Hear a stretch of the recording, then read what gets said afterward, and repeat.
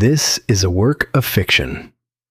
All characters, events, and military operations depicted are entirely fictional. The bridge sat low over Caraway Creek, a rusted iron truss on stone abutments that had held the crossing since before anyone in town could remember who built it.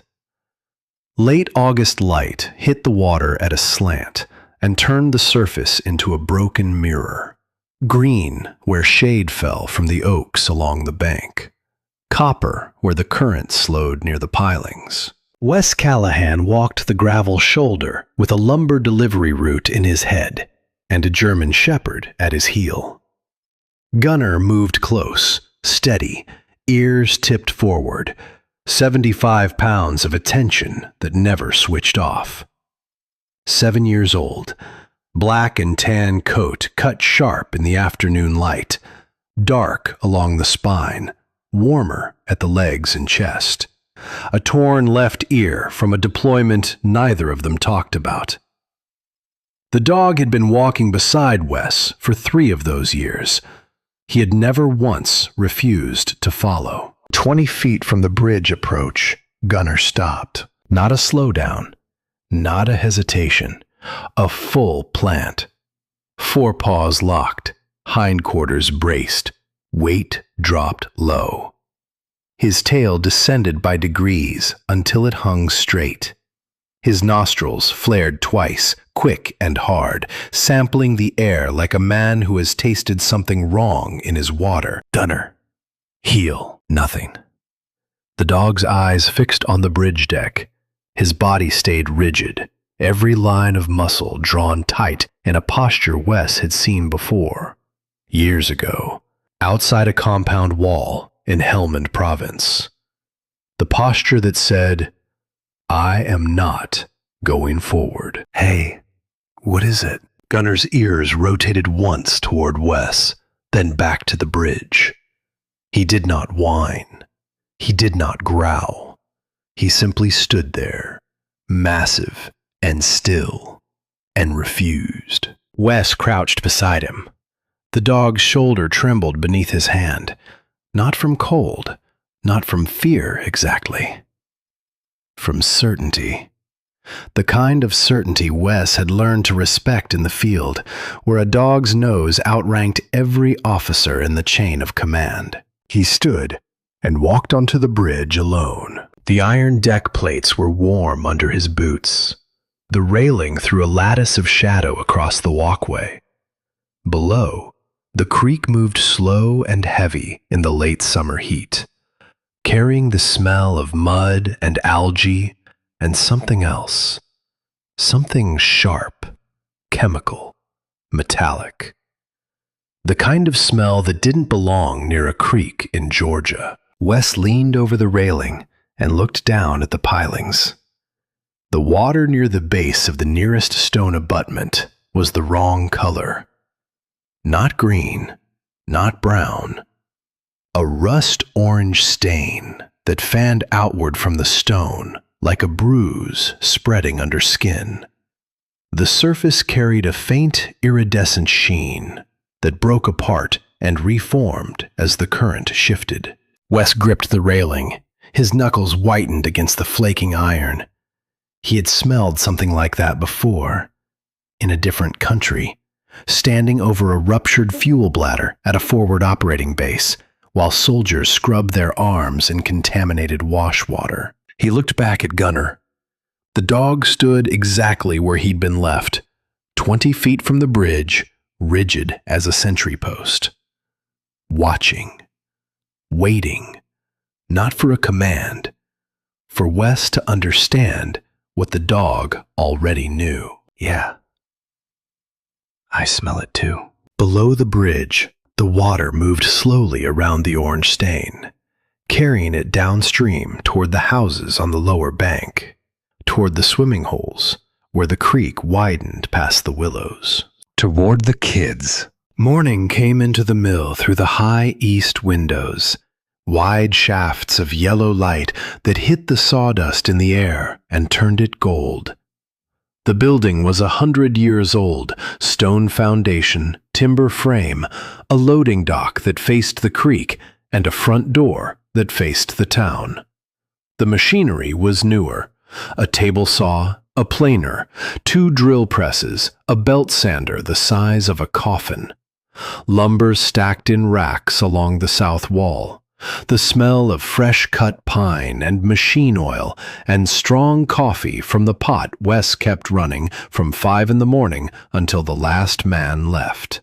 Wes stood at the workbench with a cabinet door clamped flat, running his hand along the joint he'd cut before dawn.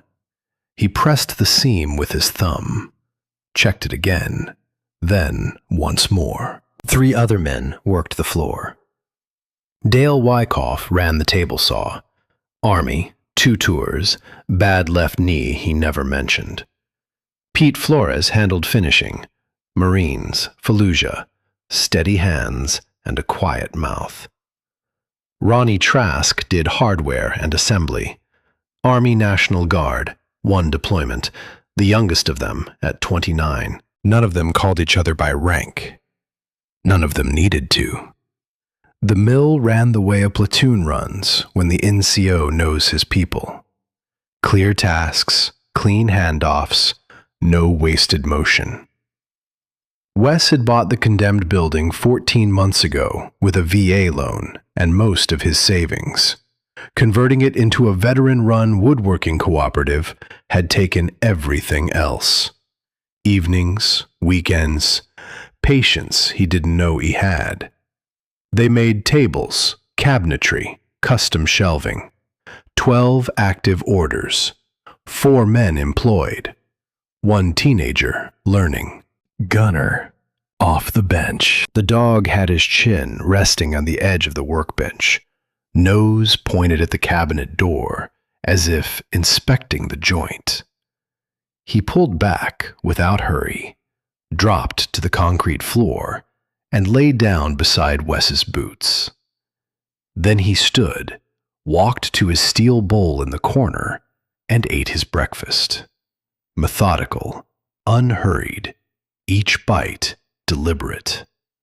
He drank from the water dish beside the loading dock, circled once, and settled into the square of sunlight near the east windows where the concrete held warmth. When Wes sat on his stool to check measurements, Gunner lay down at the same moment, mirroring, synchronized.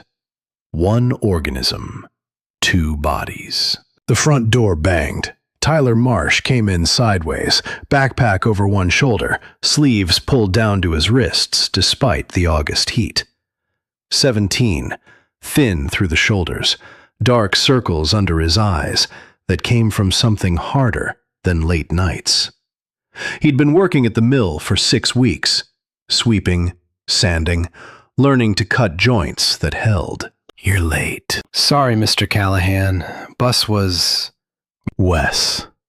And I don't need the reason. I need you at the sanding station. We've got 12 cabinet faces due Thursday. Tyler nodded and moved across the floor. Wes watched him go. The kid kept his sleeves pulled tight, fingers curled into the cuffs. In the field, Wes would have called that a tell. Someone covering something they didn't want examined. He didn't push. Not yet. You didn't strip a joint open before the glue set. You waited. You watched. You let the work show you what was wrong. By 9 o'clock, the mill had found its rhythm. The saw cycled. The sander hummed. Pete carried finished panels to the drying rack, and Dale fed new boards into the planer with the slow patience of a man who had learned long ago that rushing cost fingers. Tyler sanded his cabinet faces in the corner, head down, earbuds in, applying pressure in long, even strokes, the way Wes had shown him his second week. He was getting better. The kid had good hands, strong for his age, and steady, and willing to do the same motion 200 times without deciding it was beneath him. Wes had not planned on hiring a teenager. He had planned on 4 veterans, a lease, and enough contract work to keep the lights on. But Tyler had shown up one afternoon in June with a school counselor's referral and a look in his eyes that Wes recognized. Not military. Just a kid who needed somewhere to be that wasn't home. Wes had said 2 weeks trial. 6 weeks later, Tyler was still there. Around 9:30, Wes walked to Tyler's station and looked over the kid's shoulder at the panel he was finishing. The grain was smooth, the edges clean. Stop. Tyler pulled his earbuds out. What'd I do? Wes pointed at the corner where 2 sanded faces would meet in the finished cabinet. Feel that joint. Tyler ran his finger along the seam. Feels fine. Press harder. At the angle. Tyler pressed. His expression changed. A hairline gap, barely visible, but enough to catch dust and moisture and split in 2 years. A joint holds, or it doesn't. There's no fine. There's tight, and there's trash. Now sand it back and reset the angle. 1/2 degree. You'll feel the difference. Tyler nodded. No argument.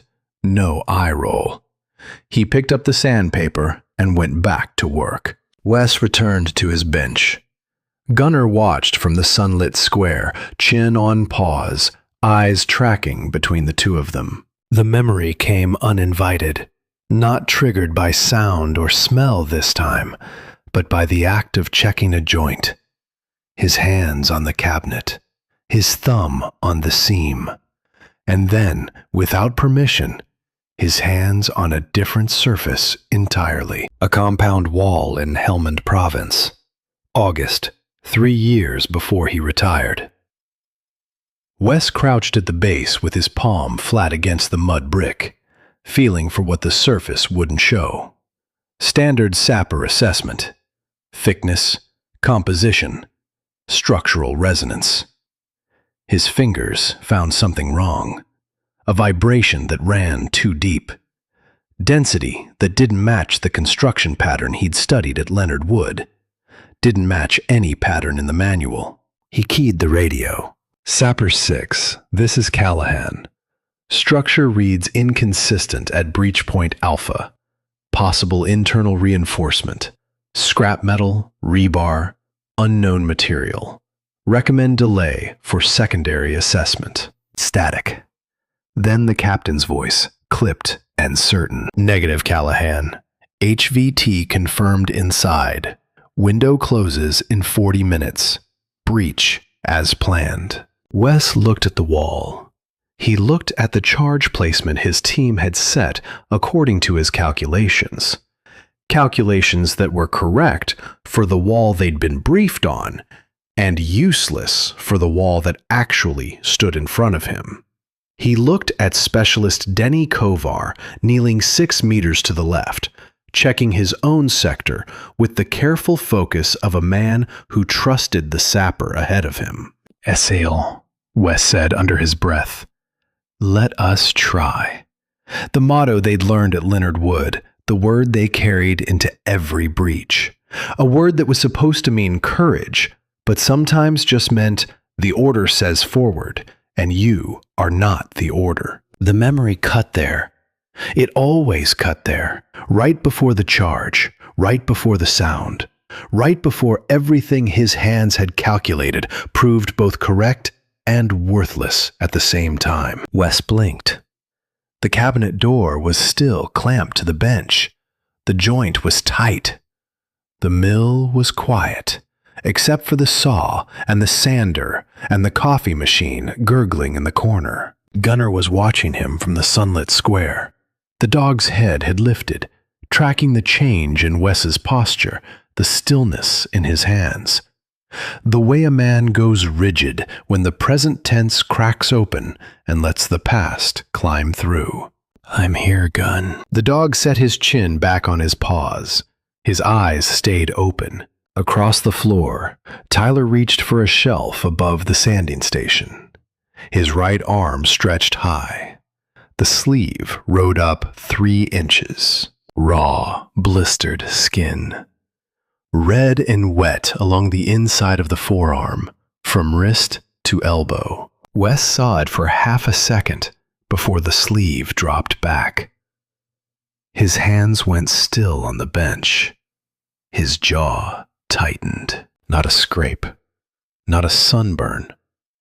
He had seen that pattern before. Tyler was sitting on an overturned crate near the loading dock when Wes found him on break. The kid had a granola bar in one hand and his phone in the other. Sleeves down, posture closed, shoulders rolled forward, chin tucked. The body language of someone who'd learned to make himself smaller. Gunnar had followed Wes out and stood 3 feet to the left, nose working the air between them. "Show me your arms." Tyler looked up. Something crossed his face, not surprise exactly. The look of someone who'd been waiting to get caught and didn't know whether to be scared or relieved. "It's just a rash. Poison ivy or..." "Tyler, show me." The kid set down the granola bar. He pulled back both sleeves slowly, the way you peel a bandage when you already know what's underneath. The left arm was worse. Deep blisters along the inner forearm, the skin around them an angry red, some already broken and weeping clear fluid. The right arm had the same pattern, lighter.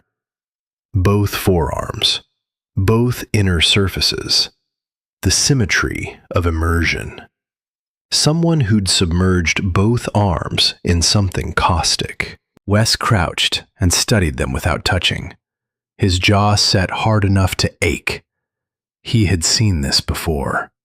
Not in Georgia, at a forward operating base outside Lashkar Gah, when a ruptured fuel bladder contaminated the wash water at the cleaning station. 3 soldiers had scrubbed their arms in it before anyone caught the smell. Contact dermatitis from industrial solvent. The burns looked exactly like this. Red, wet, blistered along the contact surface, following the waterline like a tide mark. "Where did you get these?" "I went swimming. Below the bridge, where the creek widens out past the willows. Couple days ago." "You swam in the creek below the bridge?" "Yeah, me and Cody Briggs and his little sister. It was hot, and..." "How old is Cody's sister?" 9. Gunnar stepped forward and lowered his nose toward Tyler's outstretched arms. He sniffed once, quick, sharp, nostrils flaring, then pulled back with a low whine and retreated 2 full steps. His tail dropped. Same posture, same refusal. Whatever he smelled on that skin, he had smelled it at the bridge. "We're going to the clinic.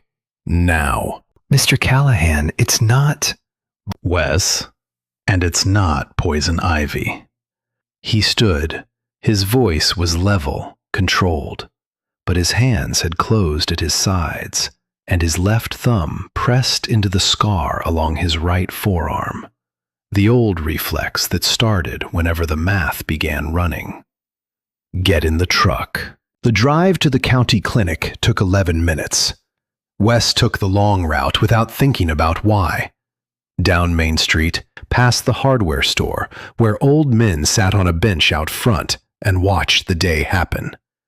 Past the feedlot, with its mountains of grain dust and the sweet rot smell that settled over the block in August heat. Past the Caraway Savings and Loan, with its brick columns and a sign in the window advertising home equity rates. Past the brick front of Caraway Chemical Solutions, with its green logo, tinted windows, and employee parking lot half full at 10 in the morning. The plant sat on the north bank of the creek, upstream of the bridge, upstream of everything. 2 long metal buildings behind a chain-link fence topped with new razor wire. A loading dock faced the river. Trucks idled in the delivery bay. 120 jobs behind that fence. In a town of 4,000, that number meant something close to survival. Tyler sat in the passenger seat, with his arms resting palm up on his thighs. The blisters caught the light every time they passed through shadow and back into sun. He hadn't said a word since getting in the truck. Gunnar rode in the bed, head over the rail, ears flat against the wind. His nose pointed south, toward the bridge. Always toward the bridge. At the clinic, a nurse named Donna took one look at the burns and brought Tyler straight back. Wes waited in the hallway. Fluorescent lights cast a flat, shadowless glare. The hum of central air. A water cooler that clicked at intervals nobody could predict. On the wall, a hand hygiene poster yellowed at the corners, the model in the photo smiling as if soap were the answer to everything. Wes stood with his back to the wall and his hands in his pockets. The hallway smelled of antiseptic and floor wax. A mother walked past with a toddler on her hip. A teenager in a walking boot limped toward the X-ray room. Normal morning. Normal clinic. Nothing to suggest that 3 children in 2 months had come through these doors with the same burns on their skin. Donna came out 12 minutes later. Mid-50s, short gray hair, reading glasses pushed into it. She looked at Wes with the careful expression of someone choosing her next sentence. You family? Employer. He's 17. I'm responsible for him during work hours. What caused those burns? Doctor says contact dermatitis. Could be chemical exposure. Could be a dozen. It's chemical. I've seen that pattern before. Donna studied him. Something shifted in her posture. Not alarm, but the small relaxation of a woman who'd been carrying a weight and just felt someone reach for it. How many kids have come in this summer with burns like that? The question landed in the hallway, like a stone dropped in still water. Donna looked left, looked right. The corridor was empty. Tyler is the 3rd since June. 3rd. 3 children. Same creek. Same stretch of water below the bridge where Gunnar wouldn't set foot. Wes stood very still. The fluorescent light buzzed above him. Somewhere down the hall, a child laughed in a waiting room. He collected Tyler, thanked Donna, and walked the kid to the truck. The parking lot was white with sun. Heat shimmered off the asphalt. Across the rooftops, the water tower bore the name Caraway in faded blue letters. Tyler climbed in carefully, still holding his arms as if they belonged to someone else. Wes, am I gonna be okay? You're going to be fine. But you're not swimming in that creek again. And neither is Cody's sister. Tyler looked at him. Something in the kid's face shifted, a muscle near the jaw letting go. Trust, or the closest thing to it a 17-year-old who'd been burned could manage. Is somebody gonna do something about it? Wes started the truck. He didn't answer right away. Through the windshield, the water tower rose above the tree line, bearing the name Caraway in faded blue letters. Beyond it, smoke drifted from the CCS plant stacks and dissolved into a sky so clear it looked rinsed. Somebody is. Gunnar stood in the truck bed, facing south, facing the bridge. His ears were high and still. He looked like a dog who had been right about something all along and was waiting for the humans to finish catching up. Caraway Pharmacy sat on the corner of Main and Depot, a brick building with a green awning, a window display that hadn't changed since Father's Day, and a brass bell above the door that rang when Wes pushed through at 2:30 that afternoon. The interior was cool, dim, organized. Wooden shelves, glass counters, the smell of rubbing alcohol and old carpet, and the faint sweetness of compounding powder. Gunnar waited in the truck. Wes had cracked both windows and parked in the shade of a pecan tree whose roots were cracking the sidewalk. Nora Salk stood behind the pharmacy counter with reading glasses on a chain around her neck and a clipboard in one hand. 41. Dark hair cut to her shoulders, a few strands of early gray she didn't bother hiding, a face that might have been called pretty if she weren't so clearly done performing prettiness for anyone's benefit. She looked up at Wes with the expression small-town people reserve for outsiders who haven't yet proven they're worth the interruption. Help you? Wes Callahan. I run the mill on Depot Street. I know who you are. She turned back to her clipboard. The man who bought the old grain building and brought hammering. That was the whole welcome. Wes let it sit. He'd been received with less warmth in places where people carried rifles instead of clipboards. I need to ask about prescription patterns, topicals and respiratory.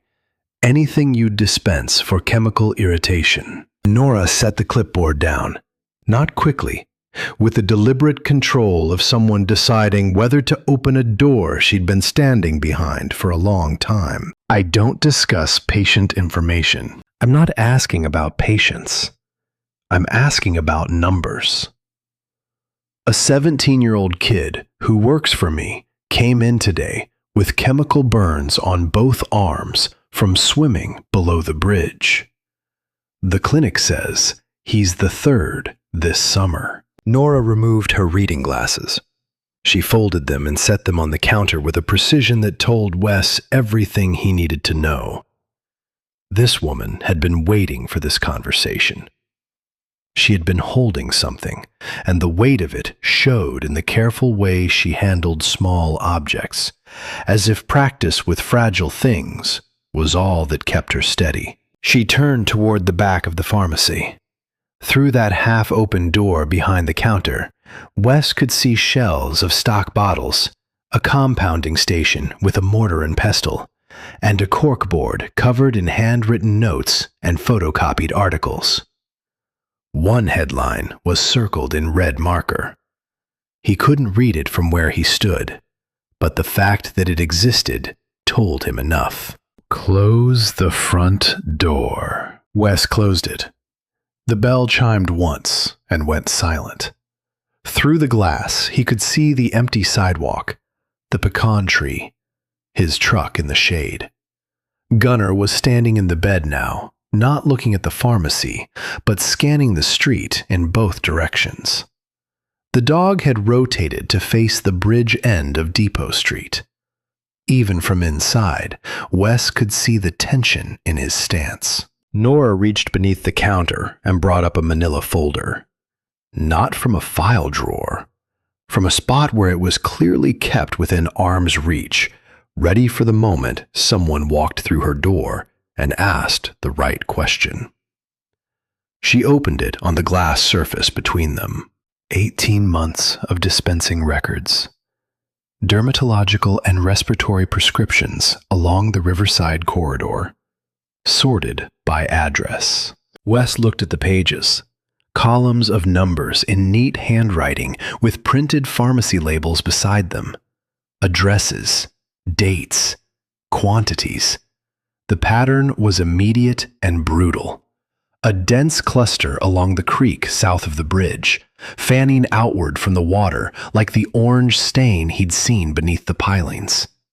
2 blocks deep, getting wider. You've been tracking this. I've been watching. There's a difference. Tracking implies someone is listening. Who have you told? The county health line. Twice. Left messages both times. A nurse at the clinic. Donna, the same one you talked to, I'd bet. My own doctor, who told me I was reading into seasonal allergies. She tapped the folder with one finger. 300% increase in topical and respiratory scripts for Riverside addresses over 18 months. I'm not reading into anything. Wes turned the pages. The numbers were clean, methodical. She had done the work like an NCO prepping for inspection. Thorough, documented, ready for review by someone with the authority to act. Except nobody with authority had looked. Through the front window, Wes could see Gunnar standing in the truck bed. The dog wasn't looking at the pharmacy. He was facing past it, toward the bridge, toward the plant, toward the line of water that connected everything in this town like a fuse. Nora followed his gaze. That your shepherd? His name's Gunnar. He won't cross the bridge. Something flickered across her face. Not surprise. Recognition. You know who runs that plant. Her voice went flat. Ray Aldean runs that plant. Ray Aldean runs the town council. Ray Aldean paid for the church roof, sponsors the Little League, and ran the last 3 county elections without ever putting his own name on a ballot. Ray Aldean runs everything that matters in Caraway. And the things that don't matter, he ignores until they do. Wes let the words settle. He looked at the folder. He looked at the woman who had kept it under her counter for 2 years, within reach, waiting for someone who would read the numbers and not tell her she was imagining things. In 3 years of living in Caraway, Wes Callahan had avoided town politics, town gossip, and town fights. He had come here to build cabinets, furniture, a cooperative that gave veterans a place to work with their hands instead of their grief. He had not come here to investigate a creek or challenge a man who kept 120 families fed. But Tyler's arms stayed in his vision, blistered and raw, the skin broken in lines that followed the angle of immersion like a tide mark. And behind that image, another one, older. Denny Kovar's face, 6 meters away, trusting the sapper who had read the wall and reported it wrong and been told to breach anyway. Show me everything you have. Nora studied him for 1 more second. Then she reached under the counter and brought up a second folder. Thicker, older. Pages flagged with colored tabs. I've been waiting 2 years for somebody to say that. The alarm on Wes's phone went off at 4:30 the next morning. He silenced it without looking, swung his legs off the cot on the mill's upper floor, and sat in the dark for 10 seconds, with his boots on the floorboards and his forearms on his knees. His left shoulder ground through its morning rotation. The torn cuff, partially repaired, never fully right. The price of 20 years carrying demo packs. Downstairs, he heard Gunnar shift, the click of nails on concrete, the soft thump of the dog settling back near the loading dock. The dog slept light, always had, an MWD habit that civilian retirement hadn't softened. Wes dressed in the dark. Old olive work shirt, faded at the shoulders, canvas pants, steel-toed boots. He filled a thermos, clipped a headlamp to his cap, grabbed the waterproof camera he used for documenting construction progress, and took his field notebook from the shelf, a small green hardcover he'd carried since his first deployment. He walked downstairs. Gunnar was already at the door. His ears were high, his body angled toward the creek. Not this time, buddy. The dog stared at him, not defiant, watchful. The look of an animal who has already decided where the danger is and does not agree with the plan to approach it alone. Wes opened the door and stepped onto the loading dock. The air was cool, heavy with pre-dawn humidity. Somewhere in the trees, a mockingbird started up, then stopped. Gunnar followed him out, down the ramp, across the gravel lot, along the path toward the bridge. His pace held steady until they reached the invisible line. Then the dog stopped, sat, fixed his eyes on Wes with absolute stillness. Stay. This time the command matched what Gunnar's body was already telling him. The dog sat on the gravel path, upright, ears forward, a sentry who had chosen his post. Wes climbed over the bridge railing and descended the stone abutment using the old maintenance ladder bolted to the masonry. Rust flaked under his gloves. The creek was black and slow at this hour, the surface carrying the faintest chemical sheen that only showed when his headlamp hit it at an angle. At the base of the abutment, his boots found the narrow ledge where stone met waterline. He moved carefully, one hand on the masonry, the other holding the camera. The headlamp swept the darkness below the bridge deck. There, below the second piling, half hidden by river grass and silted debris, a pipe, 8 inches in diameter, corroded green-brown along its visible length, set into the original stone foundation at a downward angle. The pipe was old, decades old, maybe as old as the bridge itself, but the staining around its mouth was fresh. A steady trickle of amber liquid seeped from the opening and dripped into the creek, drop by drop, patient, constant. Wes braced himself against the stone and began photographing. The pipe, the outflow, the discoloration on the surrounding concrete, a dark bloom that spread 2 feet in every direction. The chemical residue on the stone where it met the iron support beam above. Then his headlamp caught what he'd come looking for. The iron support where the pipe passed closest to the bridge structure was pitted. Not surface rust. Deep, irregular corrosion that had eaten into the cross-section in patterns Wes recognized from an FOB inspection course at Leonard Wood. Chemical erosion. The kind that didn't stop, didn't stabilize, didn't care about maintenance schedules or inspection reports. It ate metal the way water eats salt.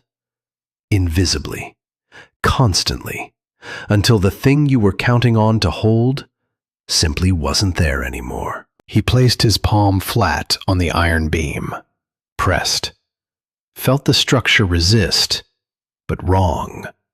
A softness at the grain, a give that shouldn't be there in steel of this gauge. His hand stayed on the metal. The sensation was identical. Identical in every way that mattered to his palm on a mud brick wall in Helmand Province. A structure that looked right, that measured right by every visible standard, that was rotting from inside in a way only touch could find. Wes pulled out the field notebook and began calculating. Width of the support beam, depth of corrosion at 3 measured points, estimated remaining load-bearing cross-section, standard highway bridge rating per AAS-HTO specifications. He worked the numbers methodically. Sapper School had drilled the sequence into his hands until it was reflex. Measure, record, calculate, never guess. The numbers told him the bridge was losing capacity. How much depended on variables he couldn't measure from a ledge at 5 in the morning. Internal corrosion, fatigue cycling, thermal stress. But even the conservative estimate was bad. Above him, school buses crossed this bridge 5 days a week. Emergency vehicles. Loaded gravel trucks from the quarry west of town, each one heavier than the last. Below him, the pipe wept its amber stream into the creek, and the iron above it died by the inch. From the gravel path, A single sharp bark. Not alarmed. Summoning.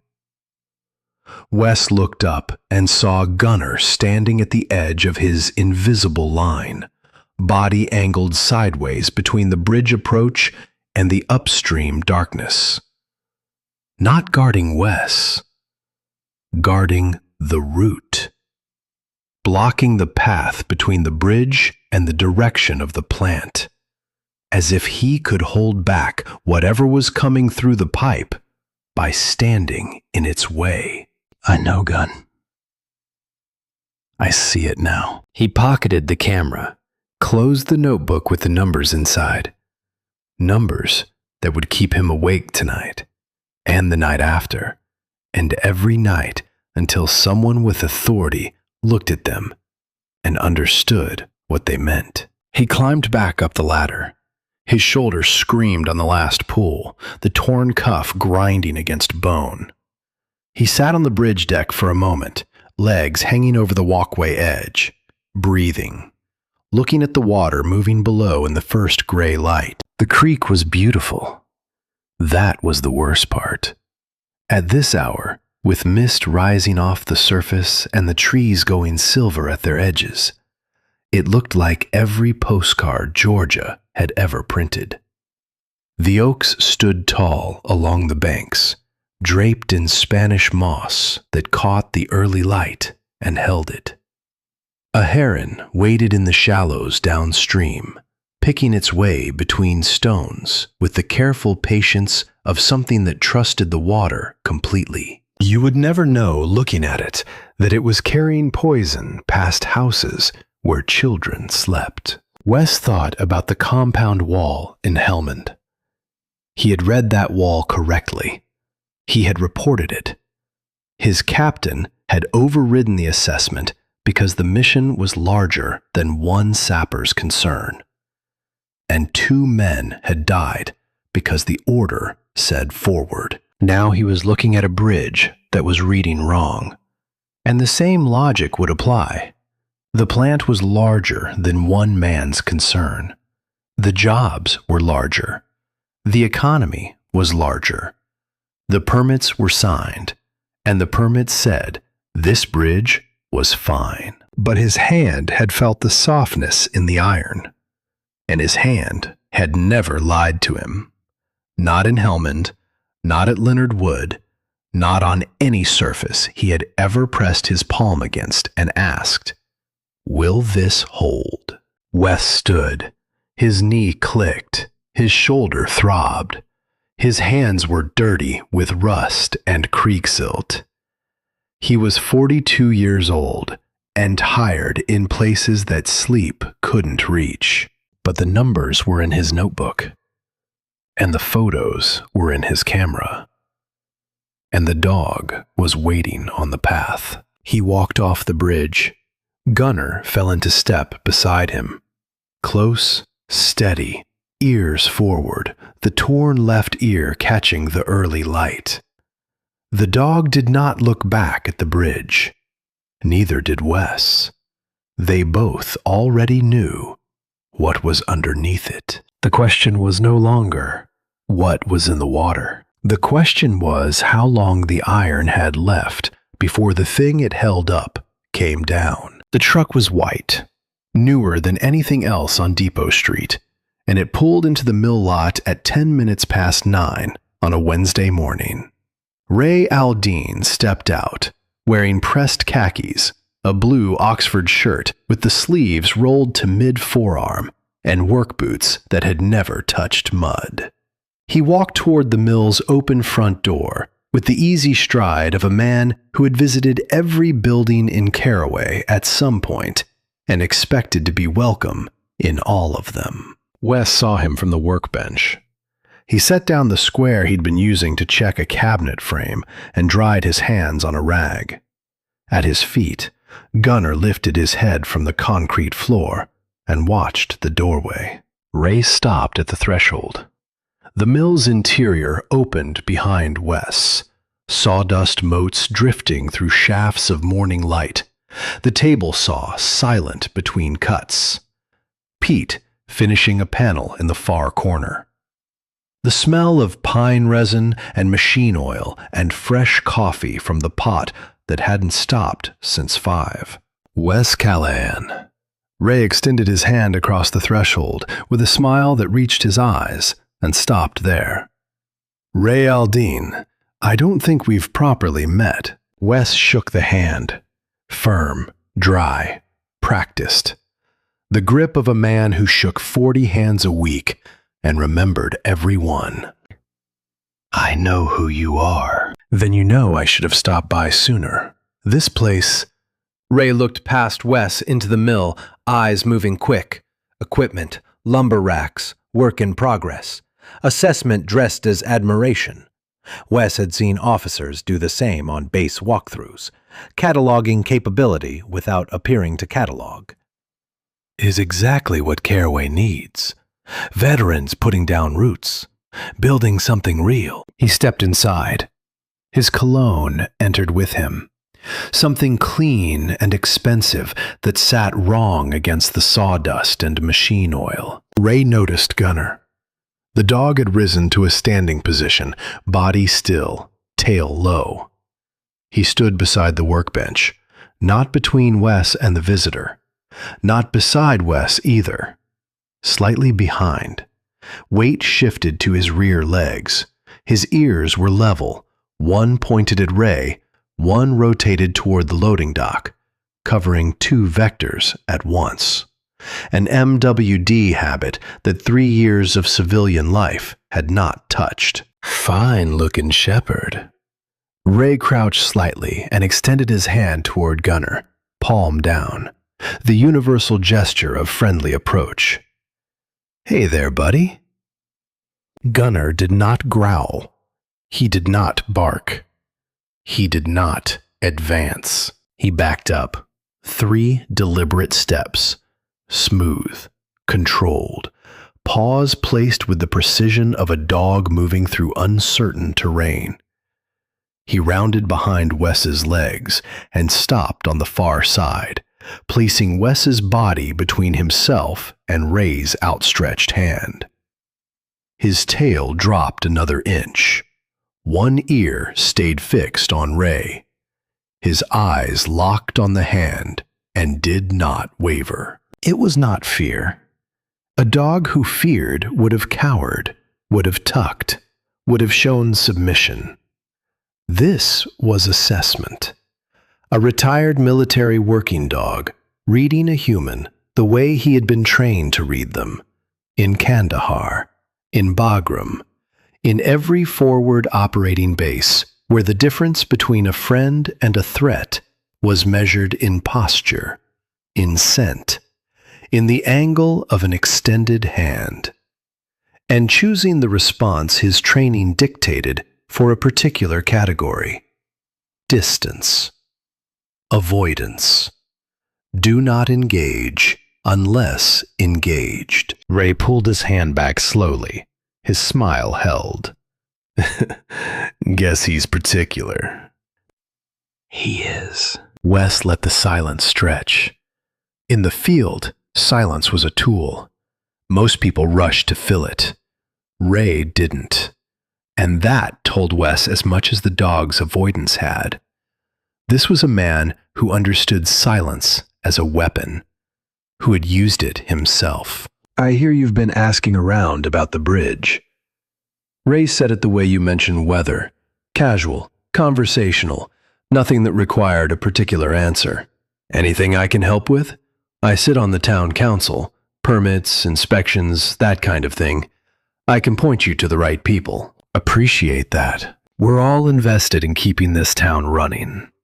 Ray's eyes moved once toward the mill's south windows, toward the creek, toward the bridge, toward the plant beyond, then back.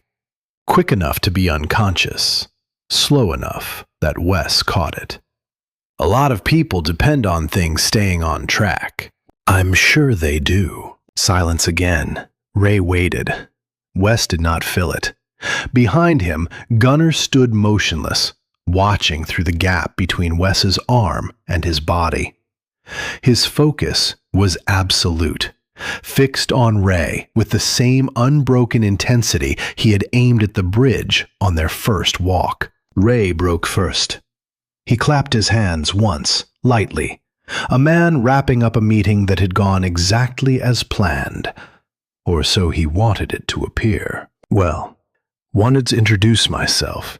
If you need anything for this place, permits, referrals, connections, my door's open. Good to know. Ray walked out. Wes followed him to the doorway and watched the white truck pull back onto Depot Street. Clean tires, quiet engine. The man drove the way he talked, smooth, controlled, no wasted motion, every turn signaled well in advance. Behind Wes, Gunner stayed in his position for a full 30 seconds after the truck disappeared from view. Then, he walked slowly back to the workbench, circled once, and lowered himself to the floor. But his head didn't drop. His ears stayed high. His eyes stayed on the empty doorway, watching the space where Ray Aldean had stood, as if the air itself carried something the dog refused to breathe. Yeah, I know. Pete looked up from his finishing station. Who is that? The man who runs everything. Pete nodded once, went back to sanding. He didn't need more than that. Some conversations ended at the first sentence. The bar was called Fulton's, and it sat on a county road 3 miles outside town limits. A cinder block building with a gravel lot, 2 pickups out front, and a neon sign that hadn't worked since someone's second term. Wes parked at the far end of the lot at 7:30 in the evening and left Gunner in the truck with windows cracked and the remnants of a rawhide chew on the seat. The dog watched him go through the rear window, ears up, body turned toward the bar entrance, tracking. Inside, the air was thick with fryer oil and the faint sweetness of spilled beer absorbed into wood that had been absorbing it for decades. A television above the bar showed a baseball game with the sound off. 3 men sat along the counter. 2 were together, laughing about something. 1 sat alone. Harlan Dees occupied the far stool with a glass of bourbon and the posture of a man who had been sitting long enough to decide several times whether to stay. Mid-60s, broad through the shoulders in a way that suggested years of physical labor more than any gym. Silver stubble, hands that wrapped around the glass as if the glass were heavier than it looked. Wes took the stool beside him and ordered a coffee. The bartender poured it without comment or eye contact. "You're Harlan Dees." The man didn't turn. "Depends on who's asking." "Wes Callahan. I run the woodworking mill on Depot." "I know the place." Harlan lifted his bourbon, took a measured sip, set it down with the care of a man rationing something. "Heard you've been asking questions nobody wants answered." "I'm asking the right questions. Nobody is the problem." That earned a glance. Harlan's eyes were pale blue, rimmed red at the edges, carrying a fatigue that went deeper than a long day or a long week. He studied Wes with the careful evaluation of a man in a bar, deciding whether the stranger on the next stool was a lifeline or a liability, and knowing the only way to tell was time he didn't have. "What do you want to know?" The pipe under the bridge. How long has it been active? Harlan's jaw worked once. He looked at his glass, at the television, at the 2 men laughing 4 stools away about something harmless. Then he spoke in a voice pitched below the fryer noise and the television silence and the laughter. A voice that had practiced not carrying. 7 years, at least. CCS rerouted waste through the old foundation pipe when they expanded the Eastern processing line. Cheaper than building a proper disposal system. Saved the company about $2 million in construction and permitting. Harlan turned the glass a quarter rotation on the bar. County inspector signed off. Len Alcott, Ray's brother-in-law. You can draw your own line. Harlan finished the bourbon and set the empty glass down with a sound that seemed louder than it was. I supervised that line for 11 years before I retired. I know what goes through those pipes. Degreasing solvents, rinse agents, acid wash from the secondary treatment cycle. Nothing that belongs in a creek. Nothing that belongs near an iron bridge. And you never reported it. Harlan's hand tightened on the empty glass. His knuckles whitened. Something moved across his face. Anger, or shame, or the place where the two met and became indistinguishable. I reported it to my supervisor, who reported it to the plant manager, who reported it to Ray. I was 18 months from my pension, Callahan. 18 months. My wife has MS.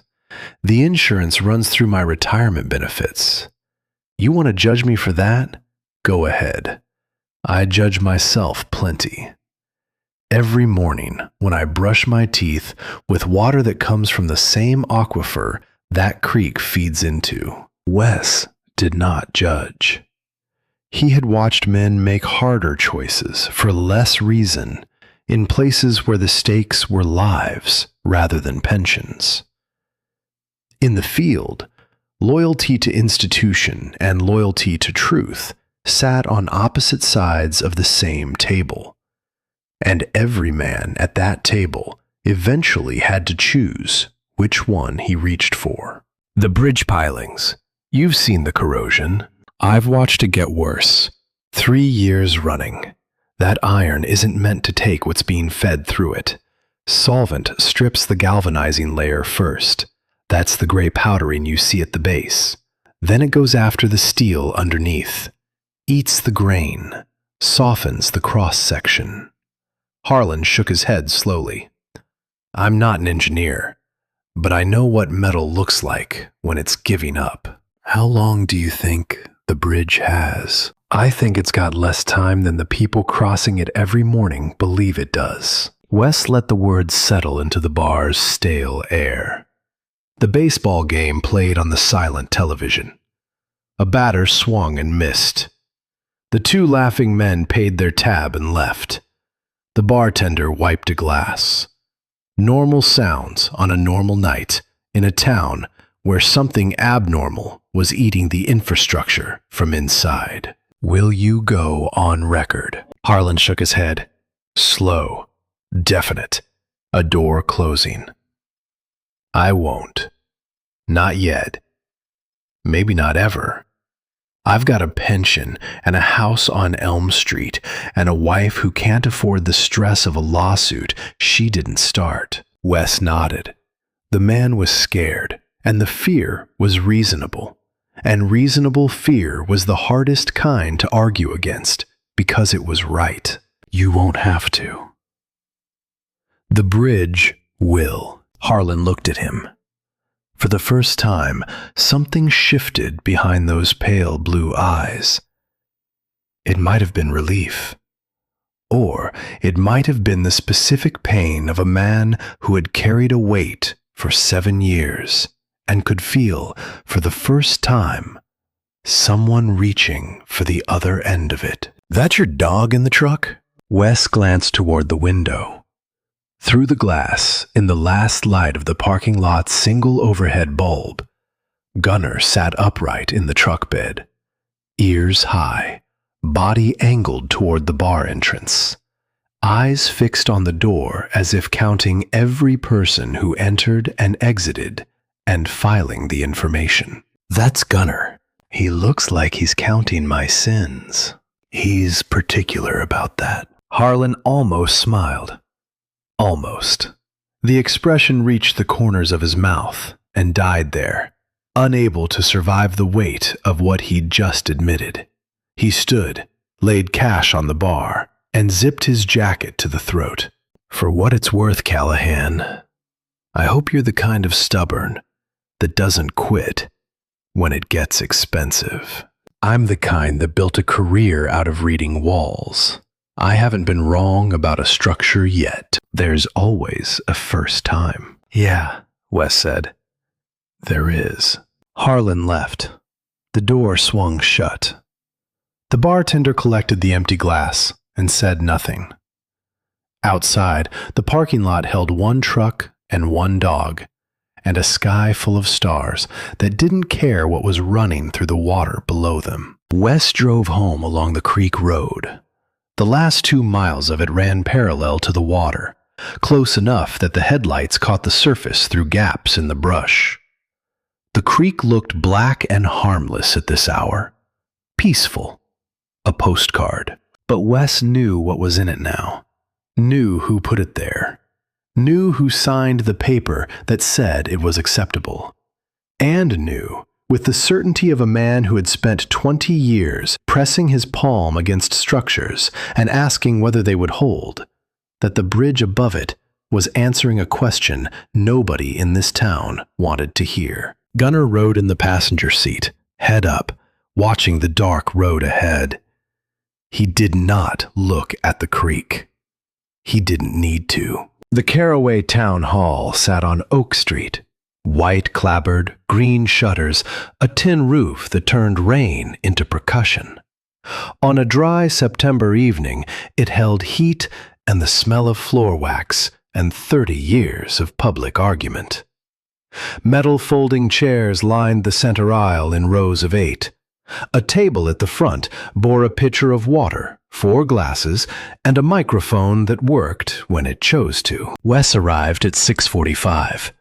He carried a manila folder, photographs, Nora's dispensing data, his structural calculations, 2 pages of the county survey showing the original bridge foundation and the pipe route. He wore a clean shirt and had shaved. These were details that mattered in rooms where people decided whether to listen based on appearance before they processed a single word. Nora sat in the 3rd row, a smaller folder on her lap, dark blouse, reading glasses in her collar. She glanced at Wes when he entered and gave a nod so small it was nearly invisible. It meant more than a speech. The room filled. Men in work jackets and seed caps, women with tired faces and hands roughened by seasons. Older people who had survived enough bad years to distrust anyone offering certainty. Younger ones who had never had the option of turning down a paycheck. The air carried coffee, damp boots, and the permanent heat of a building that had never figured out air conditioning. Ray Aldine stood near the front table, one hand on the back of a chair, speaking with the county clerk. He looked the same as he had at the mill, controlled, patient, wearing authority comfortably. He nodded at people, shook hands, remembered first names.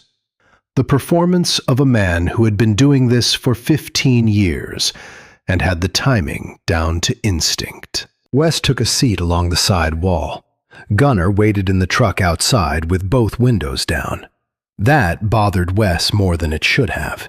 Sitting in a room without the dog felt like going outside the wire without comms. The meeting opened with ordinary business. Road conditions on the South Loop. A fuel contract that needed renewal. Trash pickup on Elm had been inconsistent since July. Someone complained about the new speed bump on Depot. Then, the bridge maintenance item came up, and Dale Wyckoff leaned over from 2 seats away. "That's your cue, boss." Wes didn't smile. He waited. Ray moved to the front. His voice was steady, measured, pitched at exactly the frequency trust lives in. Low enough to sound serious, warm enough to sound human. Most of you know what CCS means to this town. 120 jobs, payroll that keeps Main Street open, tax revenue that funds the school, the clinic, the fire department. We've been here 15 years. We're not going anywhere. He paused. Eye contact with the second row, the third. A silence placed with surgical precision, the silence of a man who understood that not speaking, timed correctly, built more credibility than any sentence. I've heard some concerns recently about the creek and the bridge. I want to address those directly because you deserve honesty. He picked up a folder. CCS operates under a full county permit structure. Environmental compliance is reviewed annually. The bridge inspection from March shows the structure within acceptable safety parameters. He set the folder down, spread his hands, palms open. The body language of transparency, performed by someone who had studied what transparency looked like. Now, I understand we have a member of the community with some questions. I think questions are healthy. Mr. Callahan. He looked at Wes. The floor is yours. Wes stood. He did not move to the front. He stood at his sidewall seat, folder in hand, and faced the room from there. Not from nervousness, from experience. 20 years of military briefings had taught him that the man at the podium owns the room, and the man standing somewhere else owns the information. Let the room decide which it trusts. I'm not here to shut anything down. I'm here to show you what's under your bridge. He opened the folder and placed photographs on the front table, one at a time. The pipe, the outflow, the chemical staining on the concrete abutment, the corrosion pattern on the iron support beam, the rust-orange water fanning downstream toward the swimming holes. This pipe runs through the original bridge foundation. It carries industrial waste from the CCS plant into Caraway Creek. It has been active for at least 7 years. The chemical discharge is contaminating the water supply, and it is corroding the iron support structure of the bridge. He placed Nora's data beside the photographs. Prescription records from the town pharmacy show a 300% increase in dermatological and respiratory prescriptions for Riverside addresses over 18 months. 3 children have been treated for chemical contact burns this summer alone. One of them works for me. The room was quiet.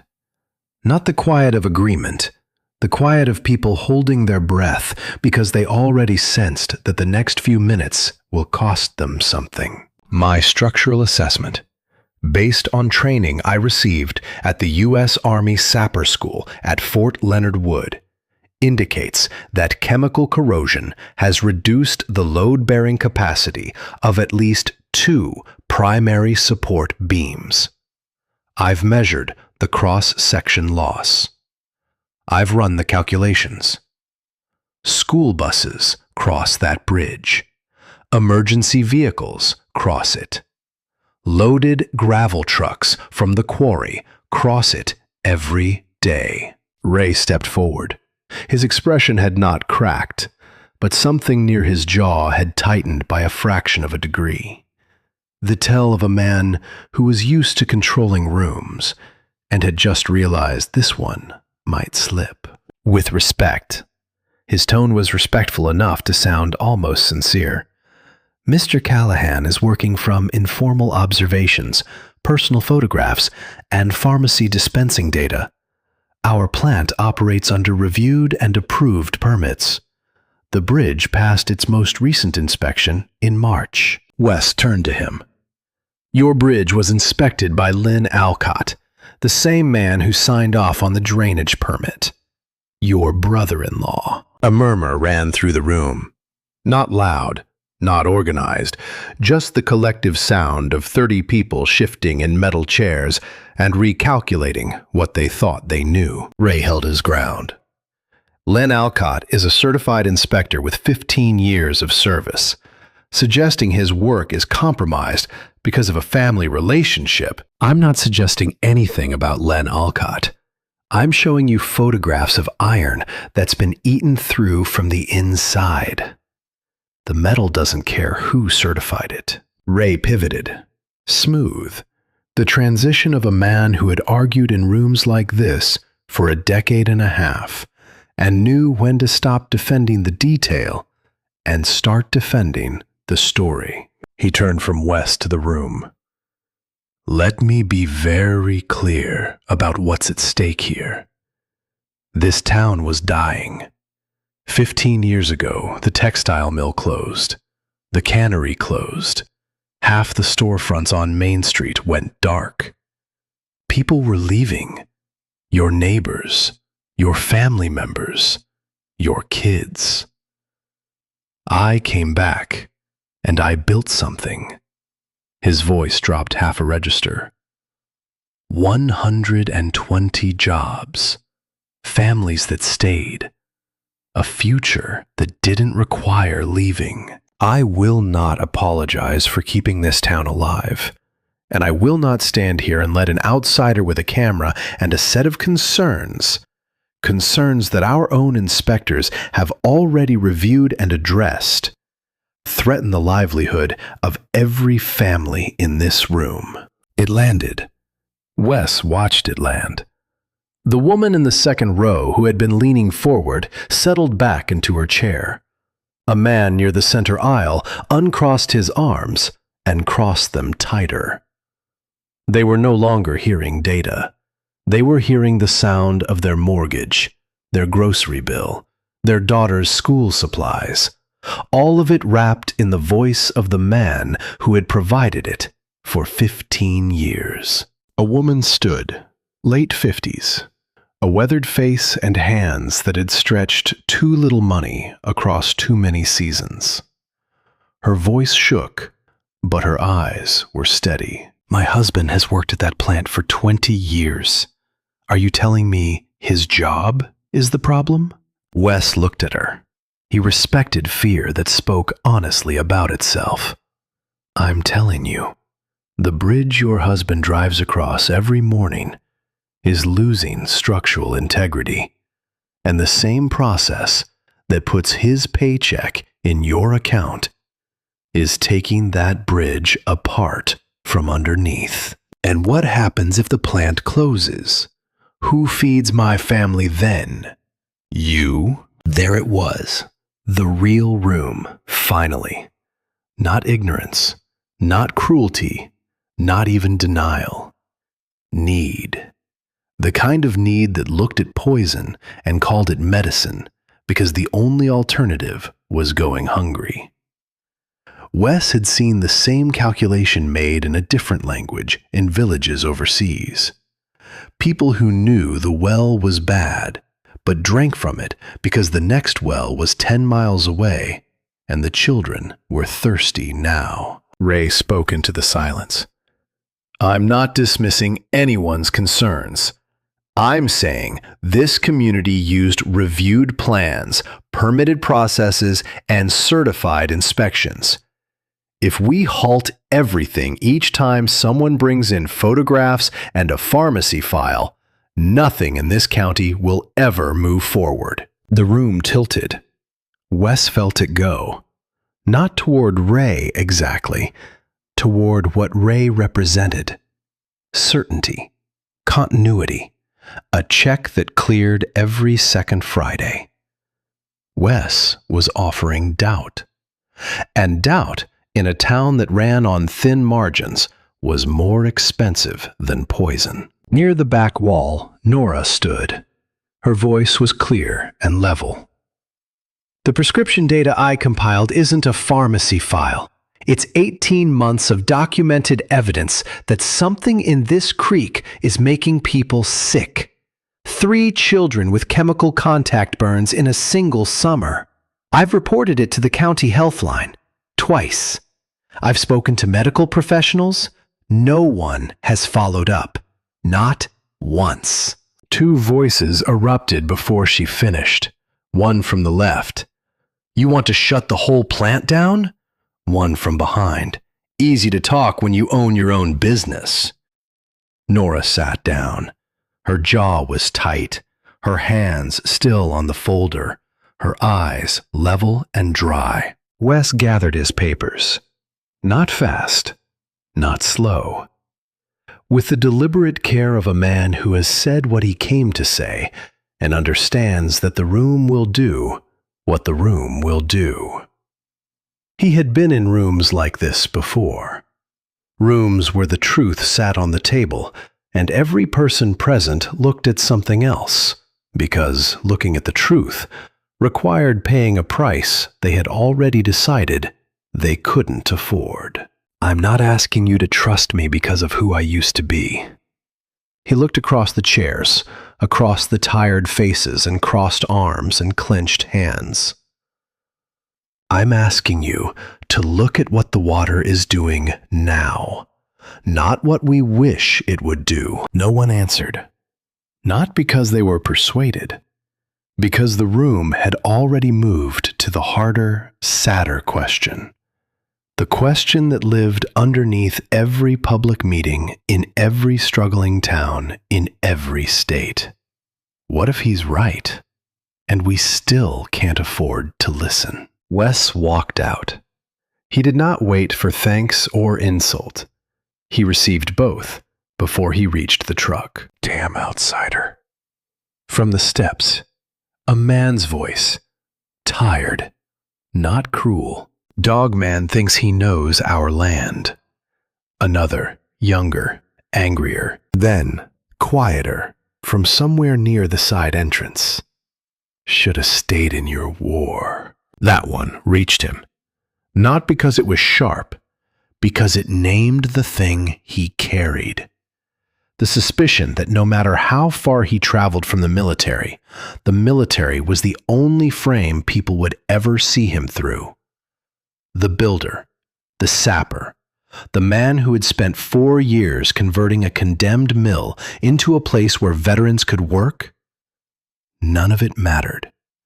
He would always be the soldier, the outsider, the man from a war nobody here had fought. Gunnar was waiting in the truck, upright in the passenger seat, ears high, eyes locked on the hall door, as if he'd been monitoring the exit since Wes walked in. When Wes climbed into the cab, the dog leaned across the console and pressed his shoulder into Wes's ribs. Not comfort, not affection exactly. A transfer of weight, the gesture of a creature saying, "I am here, and you are here, and we are not finished." "Thanks, Gun." The drive home passed through late light. The road shone gold. The fields on either side glowed under a sky that was turning from blue to copper at the edges. Beautiful. All of it beautiful. The kind of beauty that makes bitterness sit deeper, because the world has no business looking like that when everything underneath it is wrong. The notebook lay open on the workbench under the single bulb Wes kept burning after hours. 9 o'clock. The mill was empty except for sawdust, shadows, and the dog. Gunnar lay beneath the bench with his chin on the concrete and his eyes half open, tracking Wes's pen across the page. Wes was running numbers. The same measurements he'd taken under the bridge now fed into formal calculations. Thermal stress coefficients, fatigue cycling estimates, corrosion rate projections based on the chemical profile that Nora's data and Harlan's testimony suggested. He wrote in the tight, clean script of a man who had spent 2 decades producing demolition assessments that determined whether structures stood or fell. The report took shape on the page. Header: classification, structural dimensions, photographic evidence referenced by figure number, quantitative analysis, risk summary. He had written dozens of these downrange, each one a document that mattered in ways that most paperwork never did. Because if the numbers were wrong, someone died. These numbers had the same weight. His conclusion, written in the margin: estimated remaining critical load capacity, 6 to 8 months at current corrosion rate, reduced to 3 to 4 months under continued heavy vehicle traffic and accelerated chemical exposure from seasonal rainfall. He stared at the figure. 3 to 4 months if the rains came heavy. October in Georgia often delivered. A knock at the mill door. Soft, deliberate. Gunner's head rose, ears forward, but his body stayed relaxed. Whatever was on the other side of that door, the dog didn't read it as a threat. Nora Salk stood in the doorway holding a casserole dish wrapped in a kitchen towel and wearing an expression that suggested she would rather be doing almost anything else. I brought food. Don't make it weird. Come in. She set the dish on the one clear corner of the workbench, unwrapped the towel, and stepped back. Chicken and rice with green beans.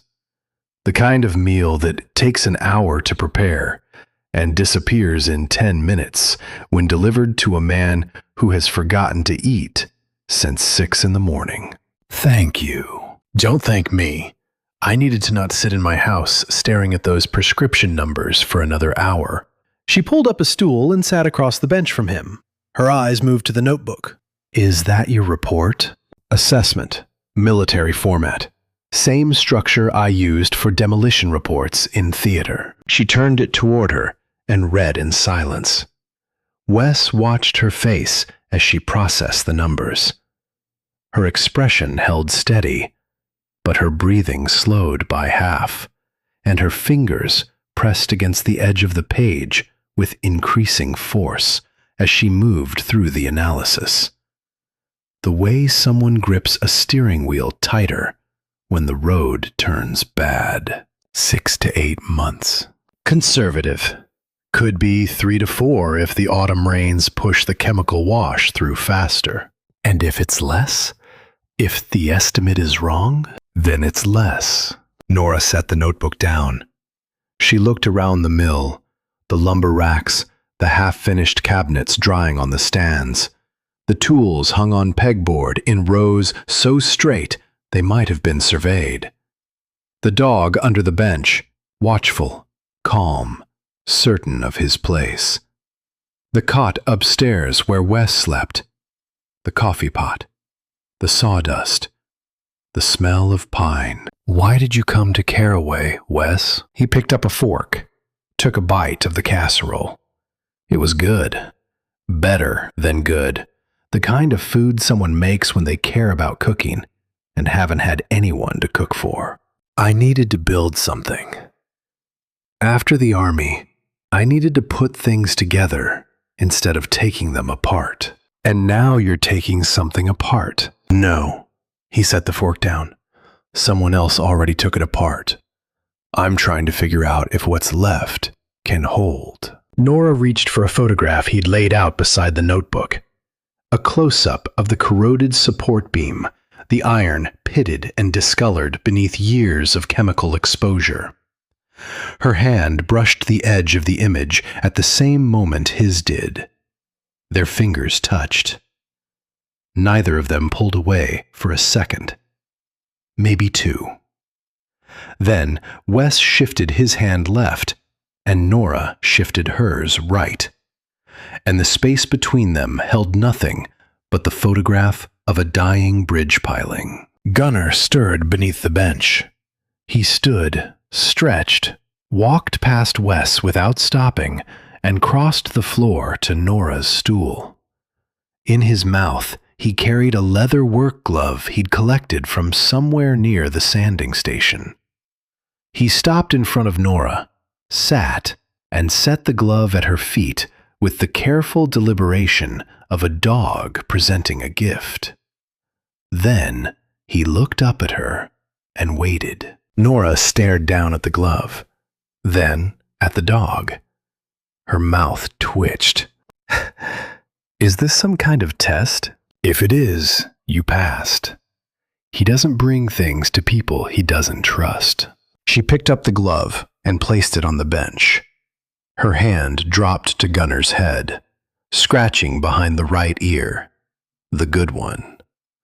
The dog's eyes half closed.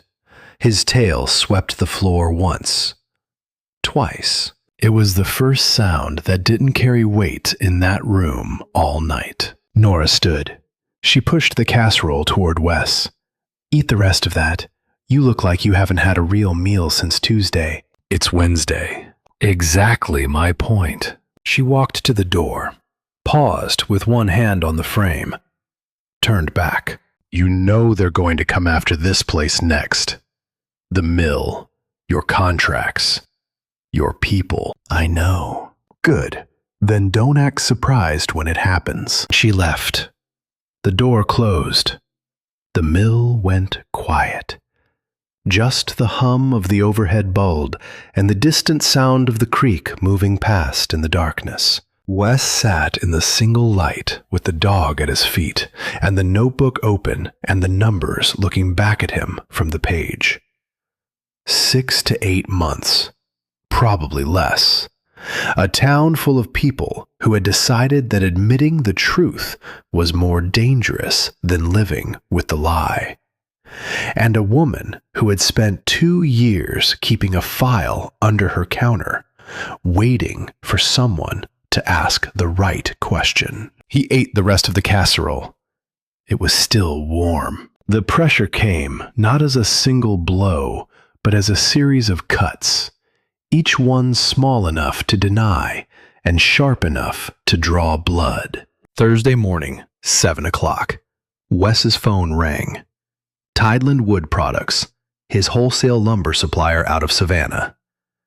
The woman on the other end was apologetic and vague in the particular way people are when someone has written them a script. I'm sorry, Mr. Callahan.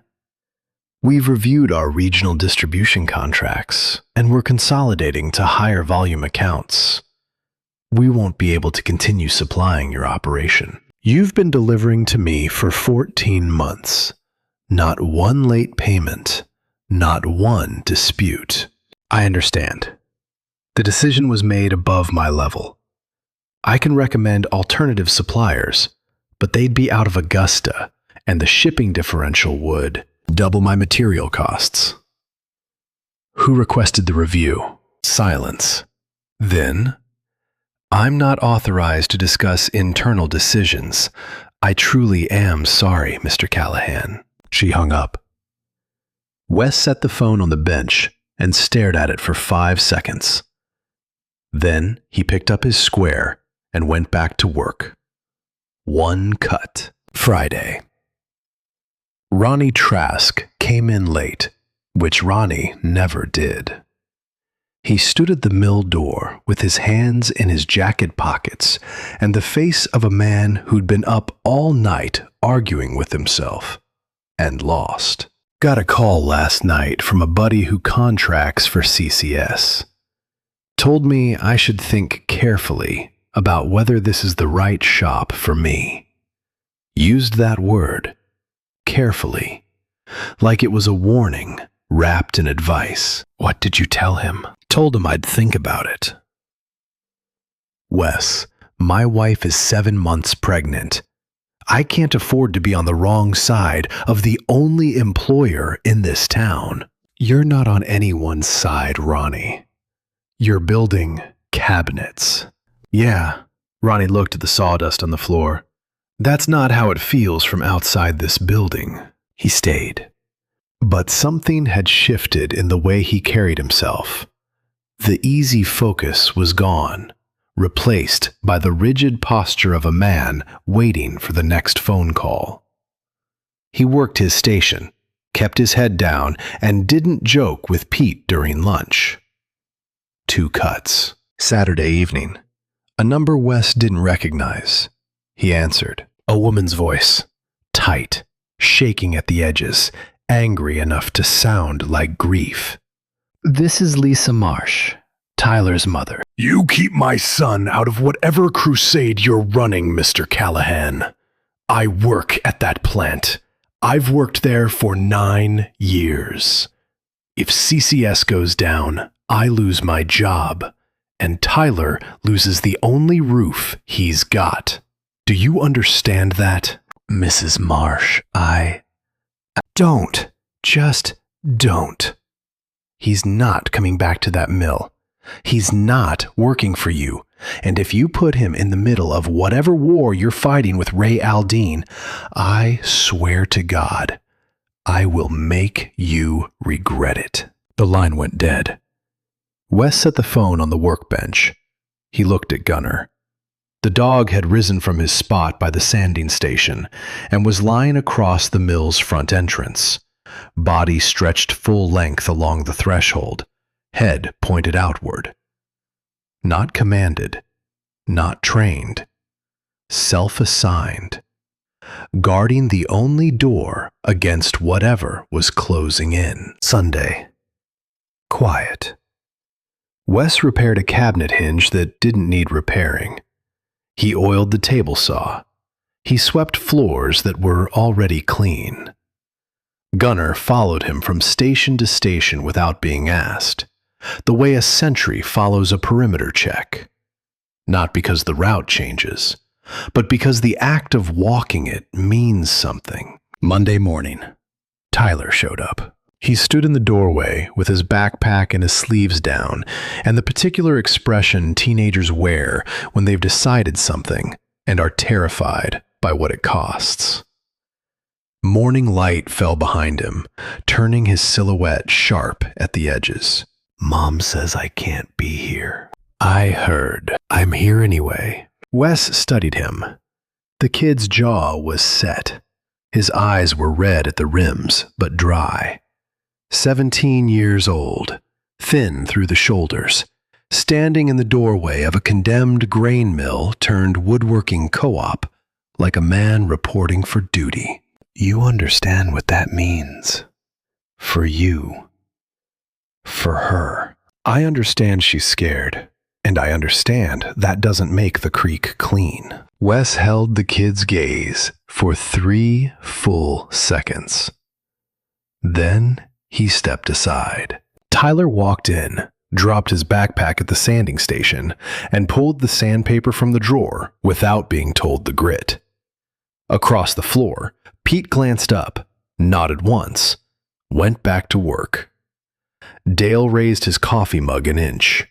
Ronnie didn't look up, but his shoulders dropped a fraction. The involuntary relief of a man who had been holding tension he didn't know he was holding. Gunnar rose from his position at the door and crossed the floor. He did not go to Wes. He walked straight to Tyler and stood beside the kid's stool, looking up with dark, steady eyes.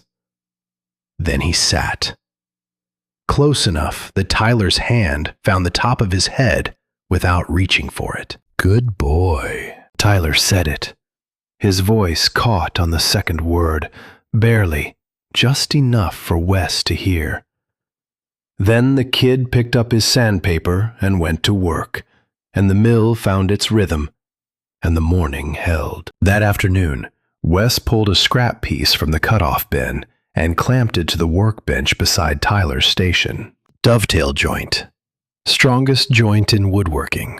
Holds because both pieces need each other. You cut one side wrong, the whole thing fails.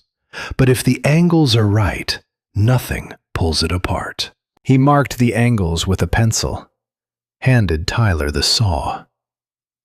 The kid made the first cut. Tentative, shallow, deeper. Commit to the angle. Tyler cut again. Better. Good.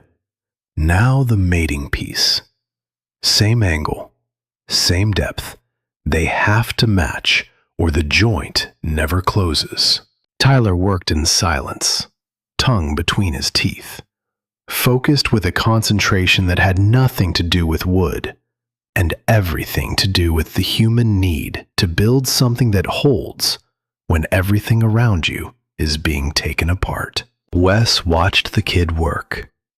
The careful hands, the attention to grain, the willingness to start over when the cut went wrong. He thought about specialist Denny Kovar, who had that same focus. The quiet intensity of a man who trusted the sapper in front of him to get the measurement right. He pushed the thought down, not away, down, where it sat heavy and still, feeding the work instead of stopping it. After dark, the mill windows showed nothing but blackness and their own reflections.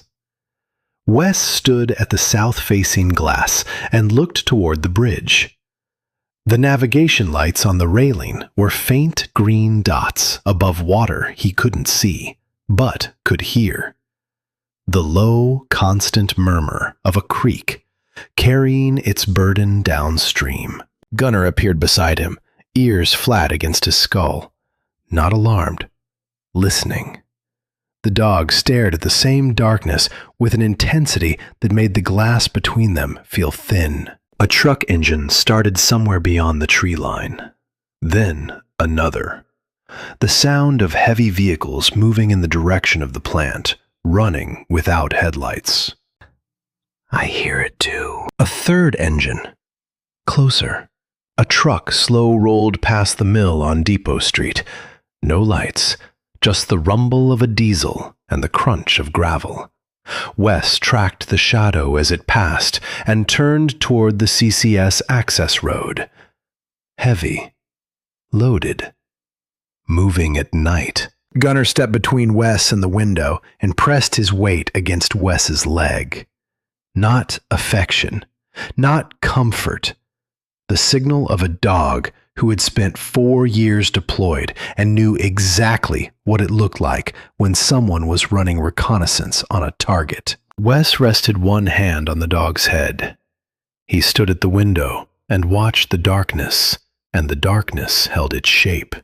And neither of them moved until the sound of the engines faded into nothing, and the night returned to the quiet of a town that was pretending, as hard as it could, that everything beneath it was fine. Wes smelled it before he saw it. Sawdust and machine oil and something acrid underneath. Paint. Chemical. Wrong. He was 30 yards from the mill's front door in the gray light of 5:15 in the morning, thermos in one hand, keys in the other, when Gunnar stopped walking beside him and went rigid. The front door was open. Not ajar. Open. One hinge bent. The lock plate hung from a single screw, the deadbolt sheared clean. Wes set the thermos on the ground. His hand went to his belt out of habit, reaching for a sidearm he hadn't carried in 4 years. The hand came back empty. He flexed it once, then walked forward. The mill floor looked like something had raged through it.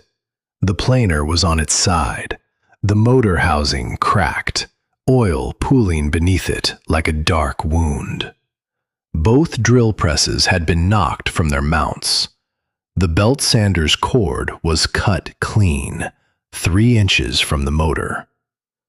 Lumber from the drying racks lay scattered across the concrete in broken stacks. Cabinet panels that had taken Pete 3 days to finish were snapped across the grain. On the south wall, in red spray paint, one word. Leave. Wes stood in the center of the floor and turned a slow circle. His hands were at his sides. They were shaking. Not from rage, from the specific vibration that runs through a man's body when something he built has been torn apart while he slept. A vibration he recognized from another place, another wall, another morning when he walked toward wreckage and found what his calculations had predicted. and his orders had ignored. Gunnar entered behind him. The dog moved through the debris without sound, nose down, reading the floor. He stopped at the sanding station, where Tyler's stool sat overturned, sniffed once, then circled and lowered himself to the concrete beside it. Not guarding, not searching, just settling into the ruin as if to say, I am here. This is where we are. What comes next? Wes crouched beside the broken planer. He placed one hand on the housing. The metal was cold. The damage had been done hours ago. Middle of the night, while he slept upstairs on his cot, with the dog beside him and the creek running past the loading dock, and the darkness keeping its secrets. He had slept through it. That was what sat heaviest. A man who had spent 20 years waking at the first wrong sound in a combat zone had slept through the destruction of everything he'd spent 14 months building. His phone buzzed. Tyler. A text. Mom says I can't come back. She found out about the meeting. I'm sorry, Wes. Wes read it twice. Set the phone face down on the workbench. The workbench was the only thing in the mill they hadn't touched. The surface where his notebook lay, where his assessments sat, where the photographs and Nora's data were filed in the manila folder. They had destroyed the tools and left the evidence. That told him something. This wasn't about stopping the investigation. This was about sending a message. We can reach you. He sat on the floor with his back against the workbench leg. Gunnar was 3 feet away, curled at the base of Tyler's overturned stool, chin on the concrete, eyes dark and open, and watching Wes with the absolute attention of a creature that had survived loss before and knew what it looked like from inside. Pete arrived at 6. He stood in the doorway for 10 seconds without speaking. Then he walked to his finishing station, found the panel he'd completed the day before, snapped in half across the grain, and picked up both pieces. He held them together, seam to seam, as if the joint might still close. It didn't. He set them down on the floor, took off his jacket, and started clearing debris. Dale came in 5 minutes later. He looked at the planer on its side, at the oil pooling beneath it, at the red paint on the wall. He looked at Wes sitting on the floor with the dog beside him. You call the police. Filed at 6. Deputy took photos. He going to do anything?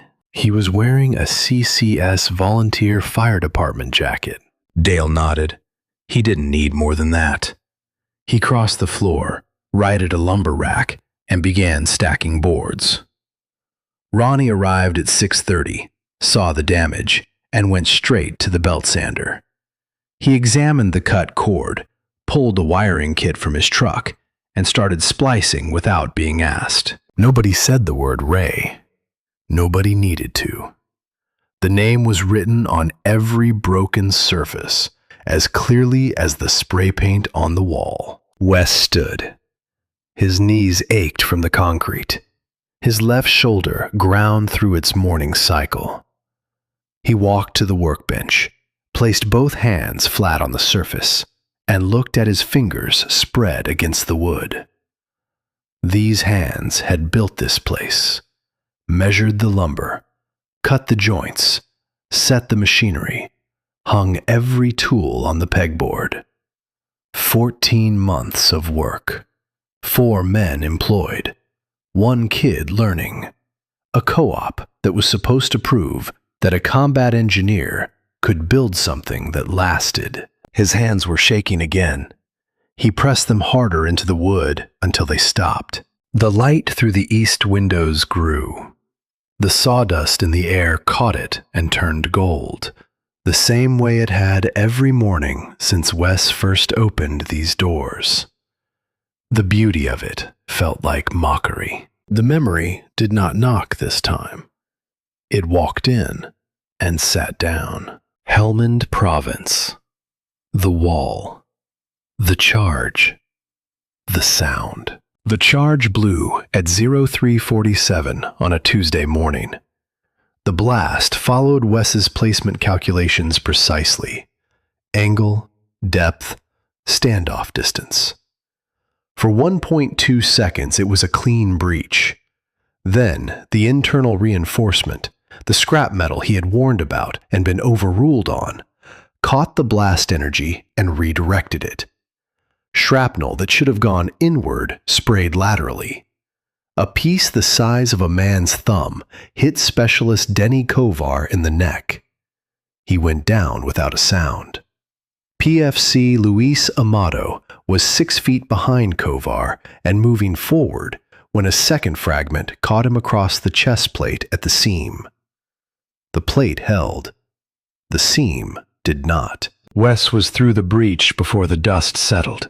Medic training kicking in, hands on Kovar's neck, pressure, calling for the corpsman, knowing already from the way the blood moved that knowing was not the same as saving. Amato was conscious when Wes reached him. He said one word, a name, not Wes's. Then he stopped. The Board of Inquiry took 11 days. The findings were administrative, precise, and final. Master Sergeant Callahan filed appropriate structural concerns via radio. Command decision overrode the delay recommendation based on operational priority. No fault is attributed to the breaching engineer. Cleared on paper. Wes sat in the hearing room and heard the verdict and felt nothing except the weight of a detonator in his hand that was no longer there. Good breach, Sapper.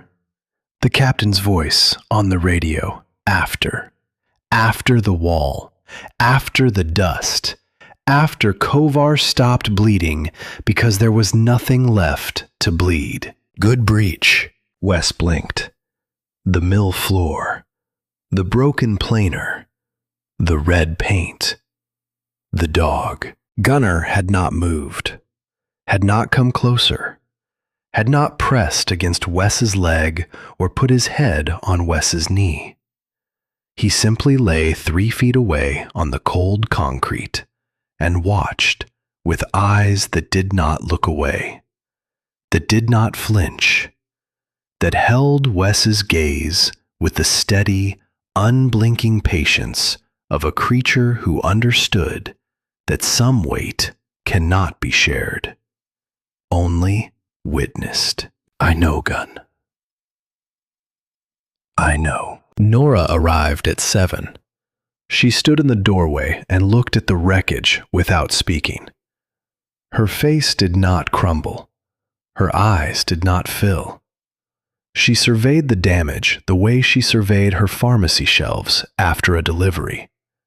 Quick, complete, already calculating what needed replacing and what could be salvaged. Insurance? Deductibles higher than most of this equipment is worth. Police? Filed the report at 6. Deputy came, took photos, said they'd look into it. He was wearing a CCS volunteer fire department jacket. Nora set her purse on the workbench. She walked to the belt sander, examined the cut cord, then the snapped cabinet panels, then the spray paint. She touched nothing.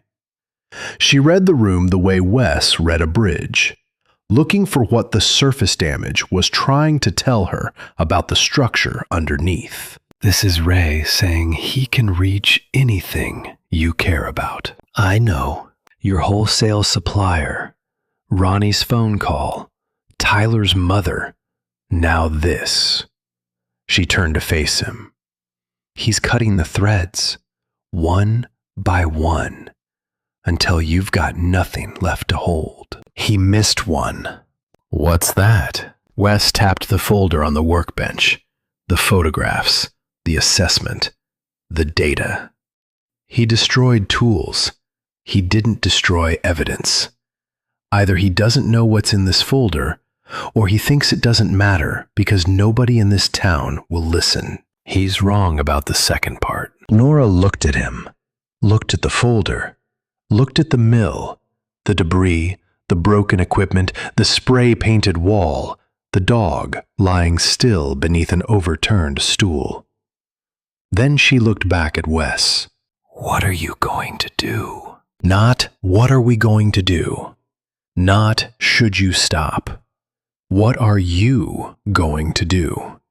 The question of a woman who had already decided where she stood and was asking whether the man beside her was still standing too. I'm going to the state. Nora reached across the workbench and straightened the folder, aligning the edges of the photographs with the precision of someone who needed to put at least one thing in order.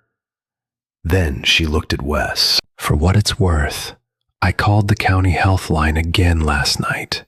Third time. Same voicemail. Same nothing. The state is the right call. It's the only call left. She picked up her purse and walked to the door. Stopped. Didn't turn around. The mill can be rebuilt. Equipment can be replaced. That bridge can't wait for the county to return a phone call. She left. The door closed. Wes stood in the ruined mill with the folder in his hand and the dog at his feet, and the sound of Pete's broom sweeping broken glass into a pile in the corner. That afternoon, Wes walked to the bridge with Gunnar. The dog's pace was different now, not cautious, alert, covering the path in quick strides, checking flanks. Wes stood on the bank at the invisible line where Gunnar always stopped. The bridge sat above them, iron and stone, casting its grid of shadow on the water below. The September rain had come. 2 days of steady downpour earlier that week. The creek was higher, faster, darker than it had been in August, and the corrosion on the visible piling, the one Wes could see from the bank without climbing down, had visibly progressed. New rust bleeding through the paint surface. A flake of iron the size of a quarter hanging loose at the base of the support beam. Gunnar stood rigid, nose lifted, reading the air. Then he turned his head and looked at a specific point on the piling, the spot where corrosion was worst, the spot Wes had documented in his photographs. One forepaw lifted. His body froze in a posture Wes had only seen MWDs use in the field. The point. Target identified.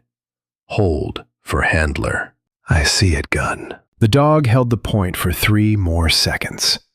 Then he relaxed, turned to Wes, and sat, waiting. Wes pulled out his phone and called the Georgia Environmental Protection Division's emergency tip line. My name is Wes Callahan. I'm a retired Army Master Sergeant and a resident of Caraway, Georgia.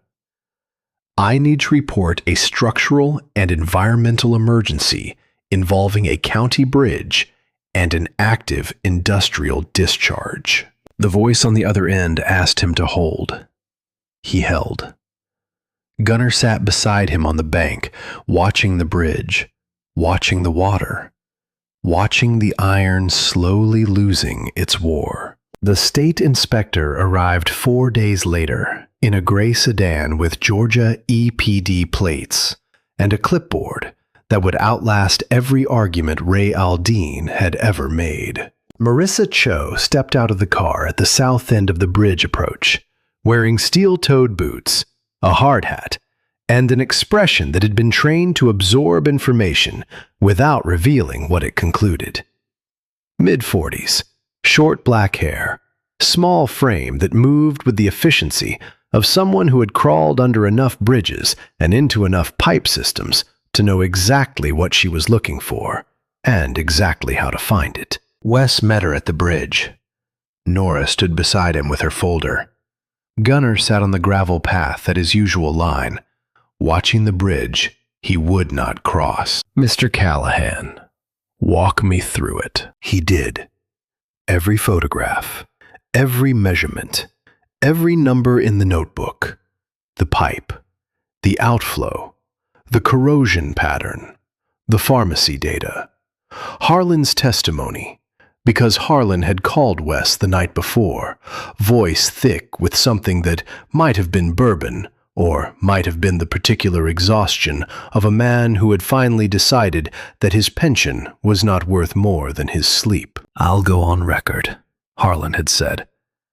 "Tell your inspector I'll be there." He was there, standing beside his truck at the far end of the bridge approach, hands in his jacket pockets, looking smaller than Wes had expected in daylight. Marissa examined the pilings. She climbed down the maintenance ladder with a sample kit and spent 22 minutes at the waterline, scraping, photographing, measuring with instruments Wes didn't recognize, but respected. She came back up with her hard hat streaked with rust-colored residue, and her expression exactly 1 degree colder than when she'd gone down. "The corrosion pattern is consistent with prolonged chemical exposure. I'll need lab confirmation, but the field indicators match industrial solvent degradation." She looked at Wes's assessment, read it standing up, 1 page at a time, while the wind off the creek flipped the corners. When she finished, she looked at him. "This reads like a demolition assessment." "That's what it is." A white truck pulled into the bridge approach from the north side. Ray Aldean stepped out. He had traded the Oxford shirt for a blazer, the armor of a man who had been called to account and chosen to arrive looking official. He walked toward Marissa with the same easy stride, the same practiced confidence, the same smile. "Ray Aldean, CCS Operations. I wanted to make sure the state has everything it needs." Marissa looked at him. Her expression did not change by a single degree. She was not from Caraway. She did not owe him a church roof, or a Little League sponsorship, or a county election. "Mr. Aldean, the EPD has received a formal complaint regarding chemical discharge from your facility through a drainage line embedded in this bridge's foundation. We'll need access to your discharge permits, plant records, and the original installation documents for the pipe." Ray's smile dimmed. Not vanished. Dimmed. It was still there, but the light no longer reached the room. "Of course. We have nothing to hide. Our permits are current, and our compliance record is—" "Mr. Aldean." Marissa's voice was quiet and absolute. "I'm also recommending an immediate weight restriction on this bridge, pending a full independent structural analysis. The corrosion I've observed is inconsistent with the March inspection report." The mask cracked. Not much. A hairline fracture. The kind Wes had spent his career looking for, in walls and bridges and structures that appeared sound, but were dying from inside. Ray turned from Marissa to Wes, and for 1 second, the man who had spent 15 years performing benevolence let the performance slip. "You have no idea what keeping this town alive costs." It was the first honest sentence Wes had heard him speak. Raw, angry, stripped of every layer of polish and charm and community father warmth he had wrapped around himself for a decade and a half. It was the voice of a man who believed, genuinely and completely, that some poison was acceptable if the alternative was poverty. And that belief, Wes understood in that instant, made Ray Aldean more dangerous than any villain who simply didn't care. Ray cared. He cared immensely. He had just decided that caring gave him permission. Gunnar, sitting on the gravel path 10 feet away, responded to the shift in Ray's voice. His tail dropped, his ears flattened, the same avoidance posture as the mill. Intensified now, tighter, his body pressing lower toward the ground, as if trying to create maximum distance without moving. Wes looked at Ray, looked at the bridge, looked at the water. I know exactly what it costs. I buried 2 men who paid for it. Ray stared at him, then turned and walked back to his truck. The engine started. The truck pulled away. Clean tires. Quiet engine. The man drove the same way he always did. Smooth, controlled, signaling every turn. But his hands on the wheel were white. The weight restriction signs went up 2 days later. Orange diamonds. Load limit reduced. Heavy vehicles prohibited, pending structural review. It was not enough. Tyler called Wes at 9 o'clock the same evening. His voice was low and fast, the voice of someone calling from a closet or a parked car with the windows up. I've been watching the plant road at night. Since the meeting, CCS is running gravel trucks after dark, full loads, way past the old limits. They're trying to finish their hauling quota before the restriction kicks in. Tyler, stay away from the plant road. I parked at the turnaround past the cemetery. You can see the plant gate from there without being on CCS property. I've been counting. 3 trucks last night between 10 and midnight. 4 the night before. Full loads. 40 tons each, easy. The bridge shakes when they cross. I can see the railing vibrate from 200 yards. You can see the railing vibrate. Yeah, at night, when there's no other traffic, you can watch it move, like a tuning fork. I got pictures, Wes. Timestamps. License plates. The whole thing. I learned it from you. Evidence. Document everything. Wes closed his eyes. The kid had done exactly what Wes had taught him to do. Observe, record, build a case. And in doing it, Tyler had put himself exactly where Wes never wanted him, in the path of something that didn't care about 17-year-old boys who learned too fast. The parallel hit him like a fist to the sternum. Kovar had trusted the sapper ahead of him. Tyler trusted the builder beside him. And in both cases, the trust had led the younger man straight toward the point of maximum danger. Send me the photos. All of them. Then, stay home. Do you hear me, Tyler? I hear you. Say it back. I'll stay home. He would not stay home. Wes knew it the moment the kid said it. The same way he'd known, kneeling at the Helmand wall with his hand on the mud brick, that the order to breach was coming, and nothing he said would change it. Some things you know in advance. The knowing doesn't help. 2 mornings later, October 3rd, 6:45 a.m. The sky was clear and cold. First real autumn morning. The air had an edge to it that hadn't been there the week before, and the trees along the creek were just beginning to turn at the tips, gold creeping into the green. Wes was standing on the mill loading dock with a mug of coffee when he heard the truck.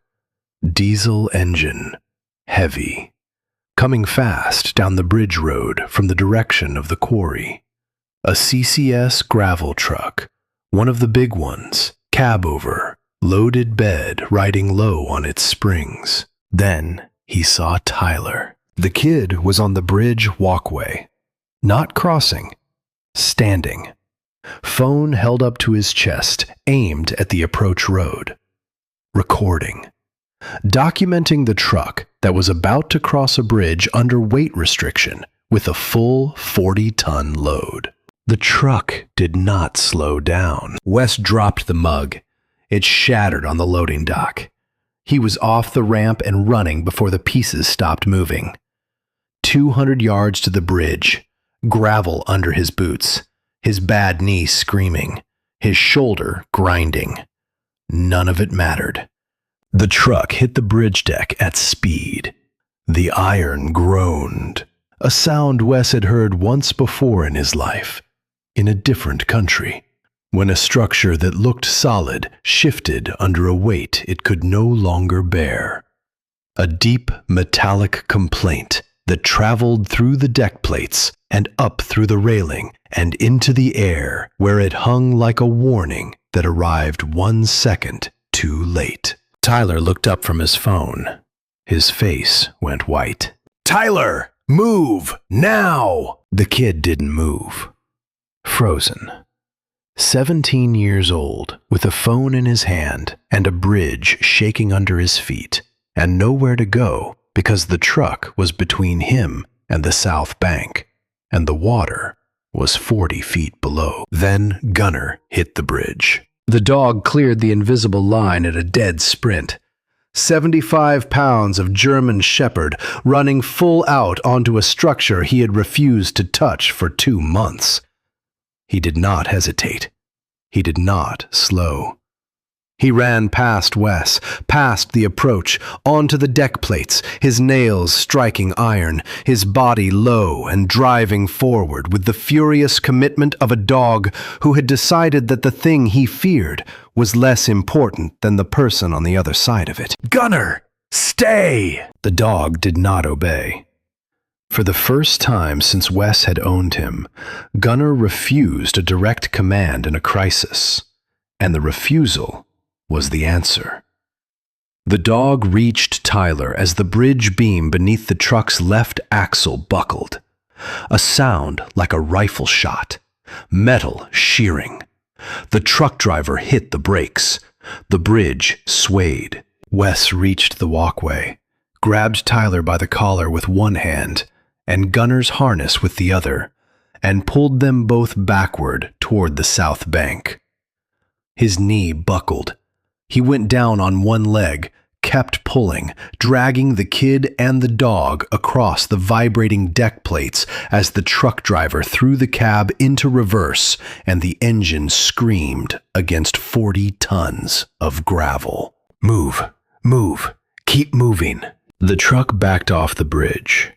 As the weight lifted, the damaged beam shifted, and a section of the iron railing, 3 feet wide, tore free from its rivets and fell. It dropped 40 feet and hit the water with a crack that echoed off both banks and sent a flock of starlings screaming from the oaks. Wes lay on the gravel on the south side of the bridge approach, with Tyler's collar still in his fist, and Gunnar pressed against his chest. All 3 of them breathing hard. The kid was shaking. The dog was shaking. Wes's hands were steady, because steady was what they did when everything else came apart. Muscle memory from 20 years of holding things together while they tried to fall. The bridge stood, damaged, missing a section of railing, one beam visibly deformed, but standing. Sirens, distant at first, then closer. Someone at the mill, Pete, Dale, one of them, had seen the collapse and called it in. 2 sheriff's vehicles and a fire truck arrived within 8 minutes. Behind them, Marissa Cho's gray sedan, driving faster than any state vehicle should. Tyler sat on the gravel with his arms wrapped around Gunnar's neck and his face buried in the dog's fur.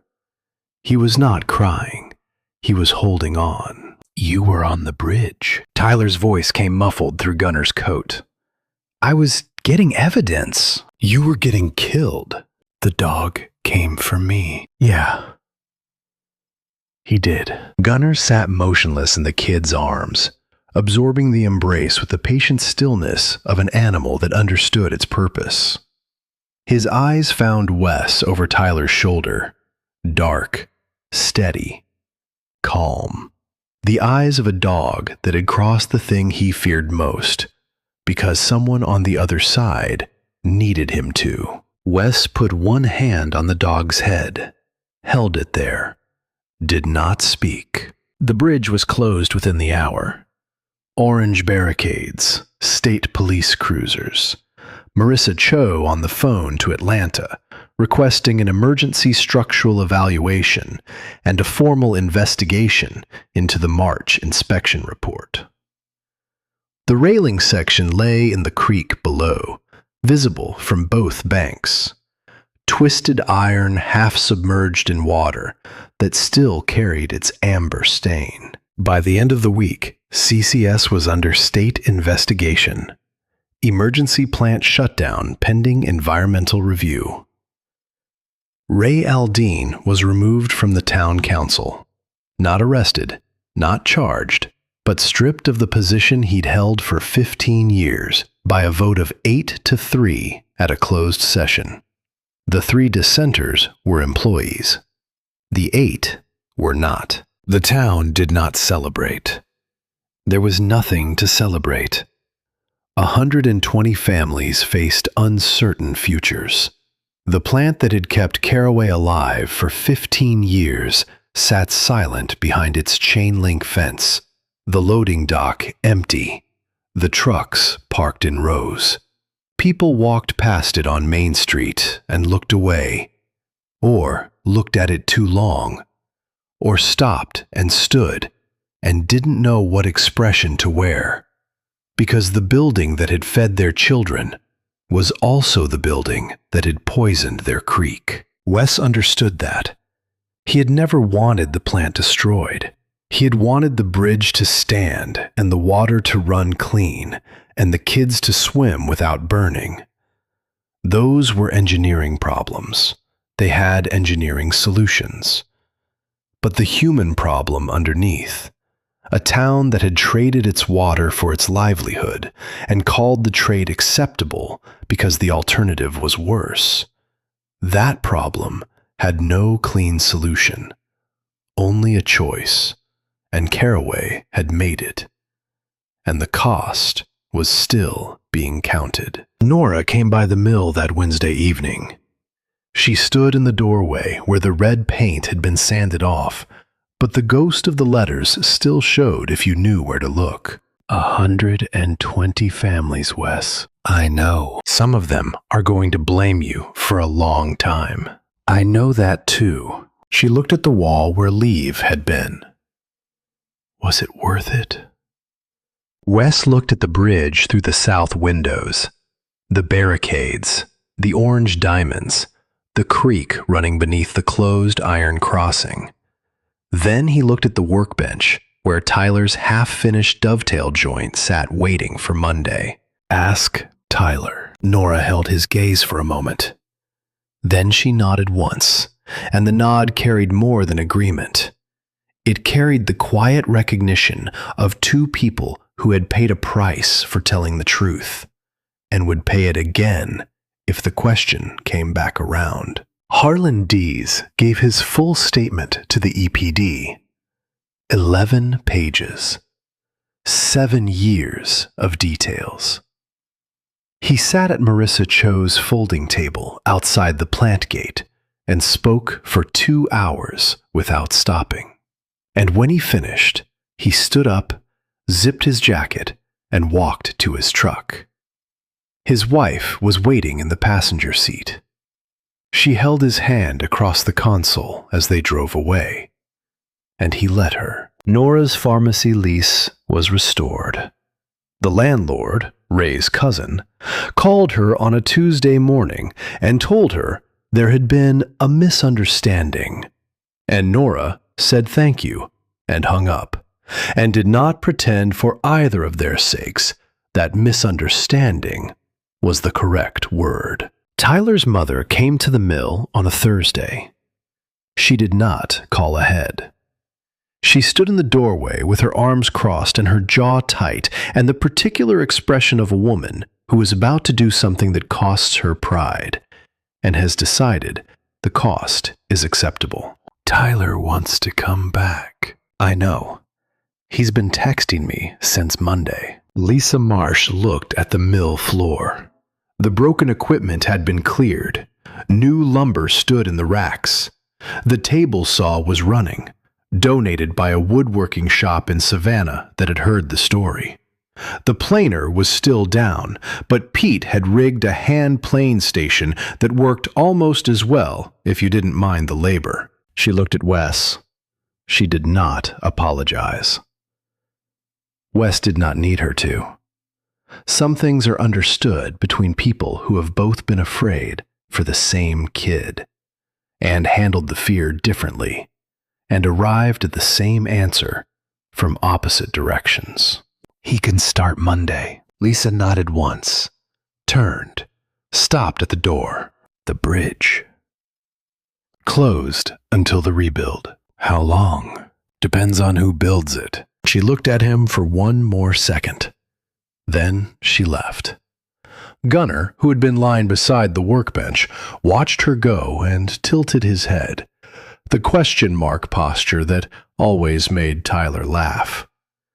The kid wasn't there to see it, but he would be Monday. 3 weeks later, October. The light had changed. The heat that had pressed down on Caraway all summer lifted in the first week of the month and was replaced by something cleaner.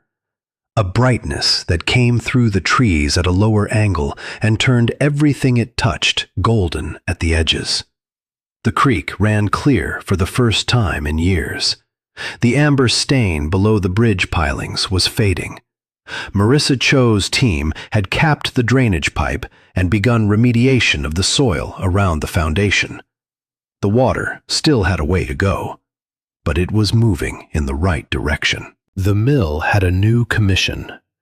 Caraway needed a temporary pedestrian footbridge to serve the town while the iron bridge was rebuilt. The county had put it out for bid. Wes submitted the only proposal that came in under budget, and it came with a condition the county had never seen on a construction bid. The bridge would be built by the Veteran Woodworking Cooperative, with community labor welcome. Now the bridge was taking shape. The construction site sat at the narrow point above the old creek crossing, where the stone abutments still stood. The footbridge design was simple.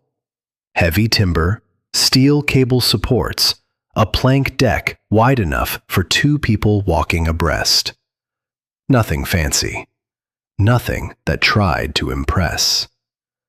Built to hold, to carry weight, to last through weather and use and the ordinary traffic of people going about their lives. Wes stood at the south abutment, checking a cable anchor with a torque wrench, while Dale and Pete set the final deck planks at the center span. Ronnie was back. His wife had delivered a healthy girl 3 weeks earlier, and he'd shown up at the mill the following Monday with a box of donuts and an expression that dared anyone to mention the months he'd spent looking over his shoulder. Tyler worked the north end, measuring the railing height with a level and a focus that would have passed inspection at Leonard Wood. His sleeves were rolled up. The scars on his forearms had faded to pink. He didn't cover them anymore. Railings level? Tyler checked the bubble. Dead level, both sides. Check the far post. Tyler walked to the end post and placed the level against it. Quarter bubble off. Want me to shim it? Quarter bubble is quarter bubble. Shim it. Tyler pulled a cedar shim from his belt pouch. He tapped it into place with 2 precise strikes and rechecked. Level. Good. Pete looked up from the center span, screwdriver in his teeth. He pulled it out long enough to say, "Kid's got better hands than you, Wes." I know. Don't tell him that. Tyler had already heard. He didn't look up, but the corners of his mouth moved. Nora arrived at noon with sandwiches and a jug of iced tea.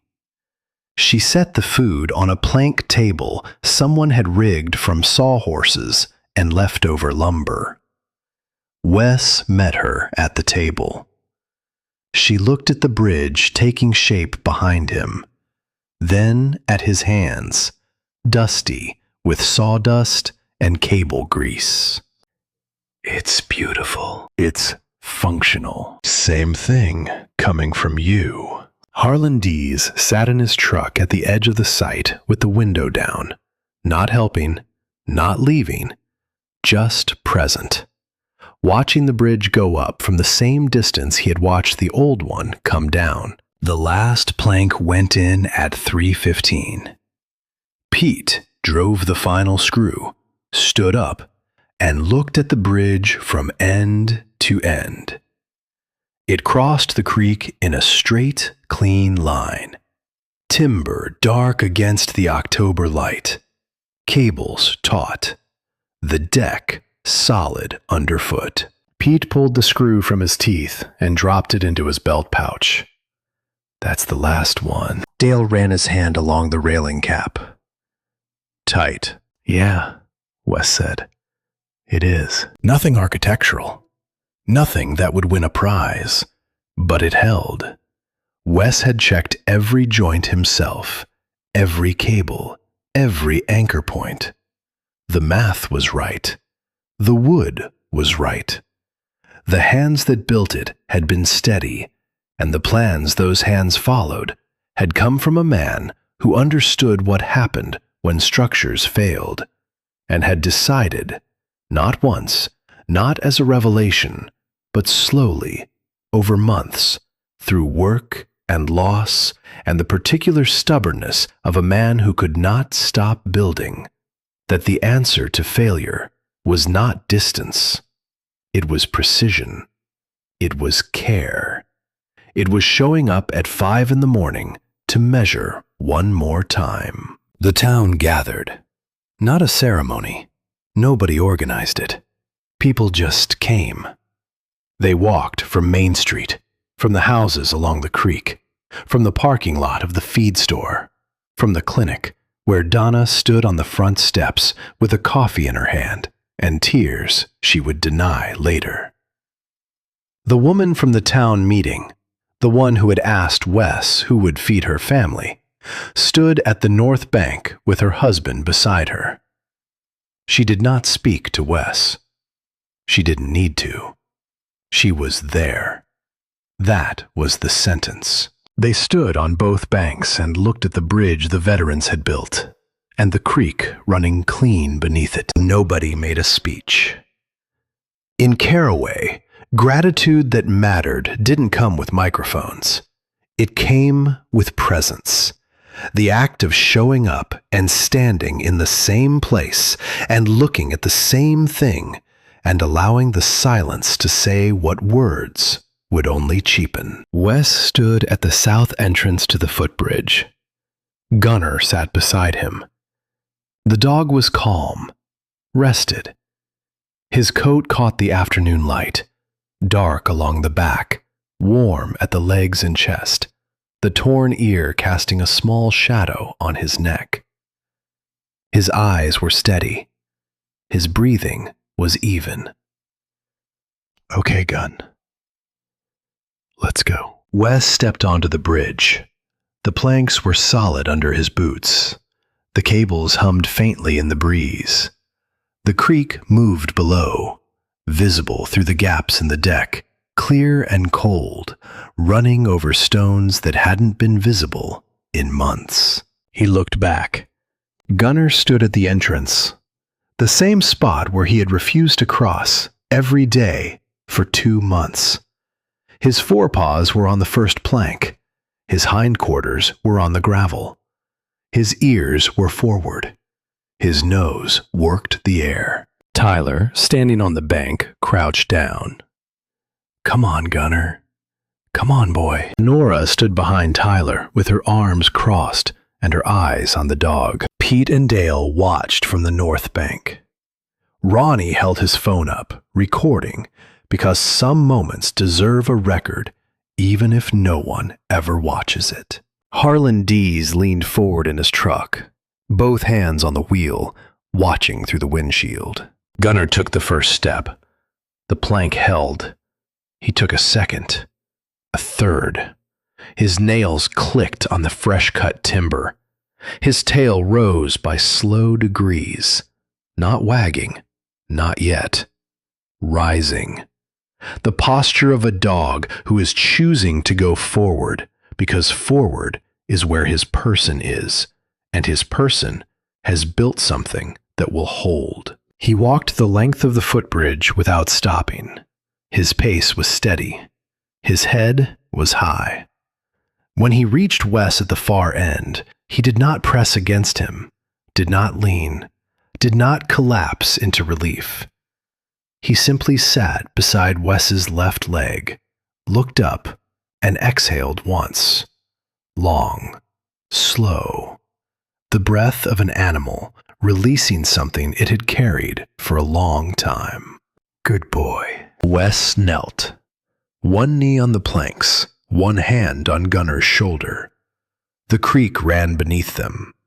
The October light fell clean across the water. Behind them, on both banks, the people of Caraway stood and watched, and some of them were smiling, and none of them were speaking. And the bridge held. Tyler laughed. The sound carried across the water, bright and sharp and young. The laugh of someone who has been scared and burned and pulled away, and who came back anyway, because some things are worth the cost of staying. Nora uncrossed her arms. Wes stood. Gunner stood with him. They walked back across the bridge together, the man and the dog, side by side. The planks solid beneath them, and the water running clean below, and the town waiting on the other side. The bridge held.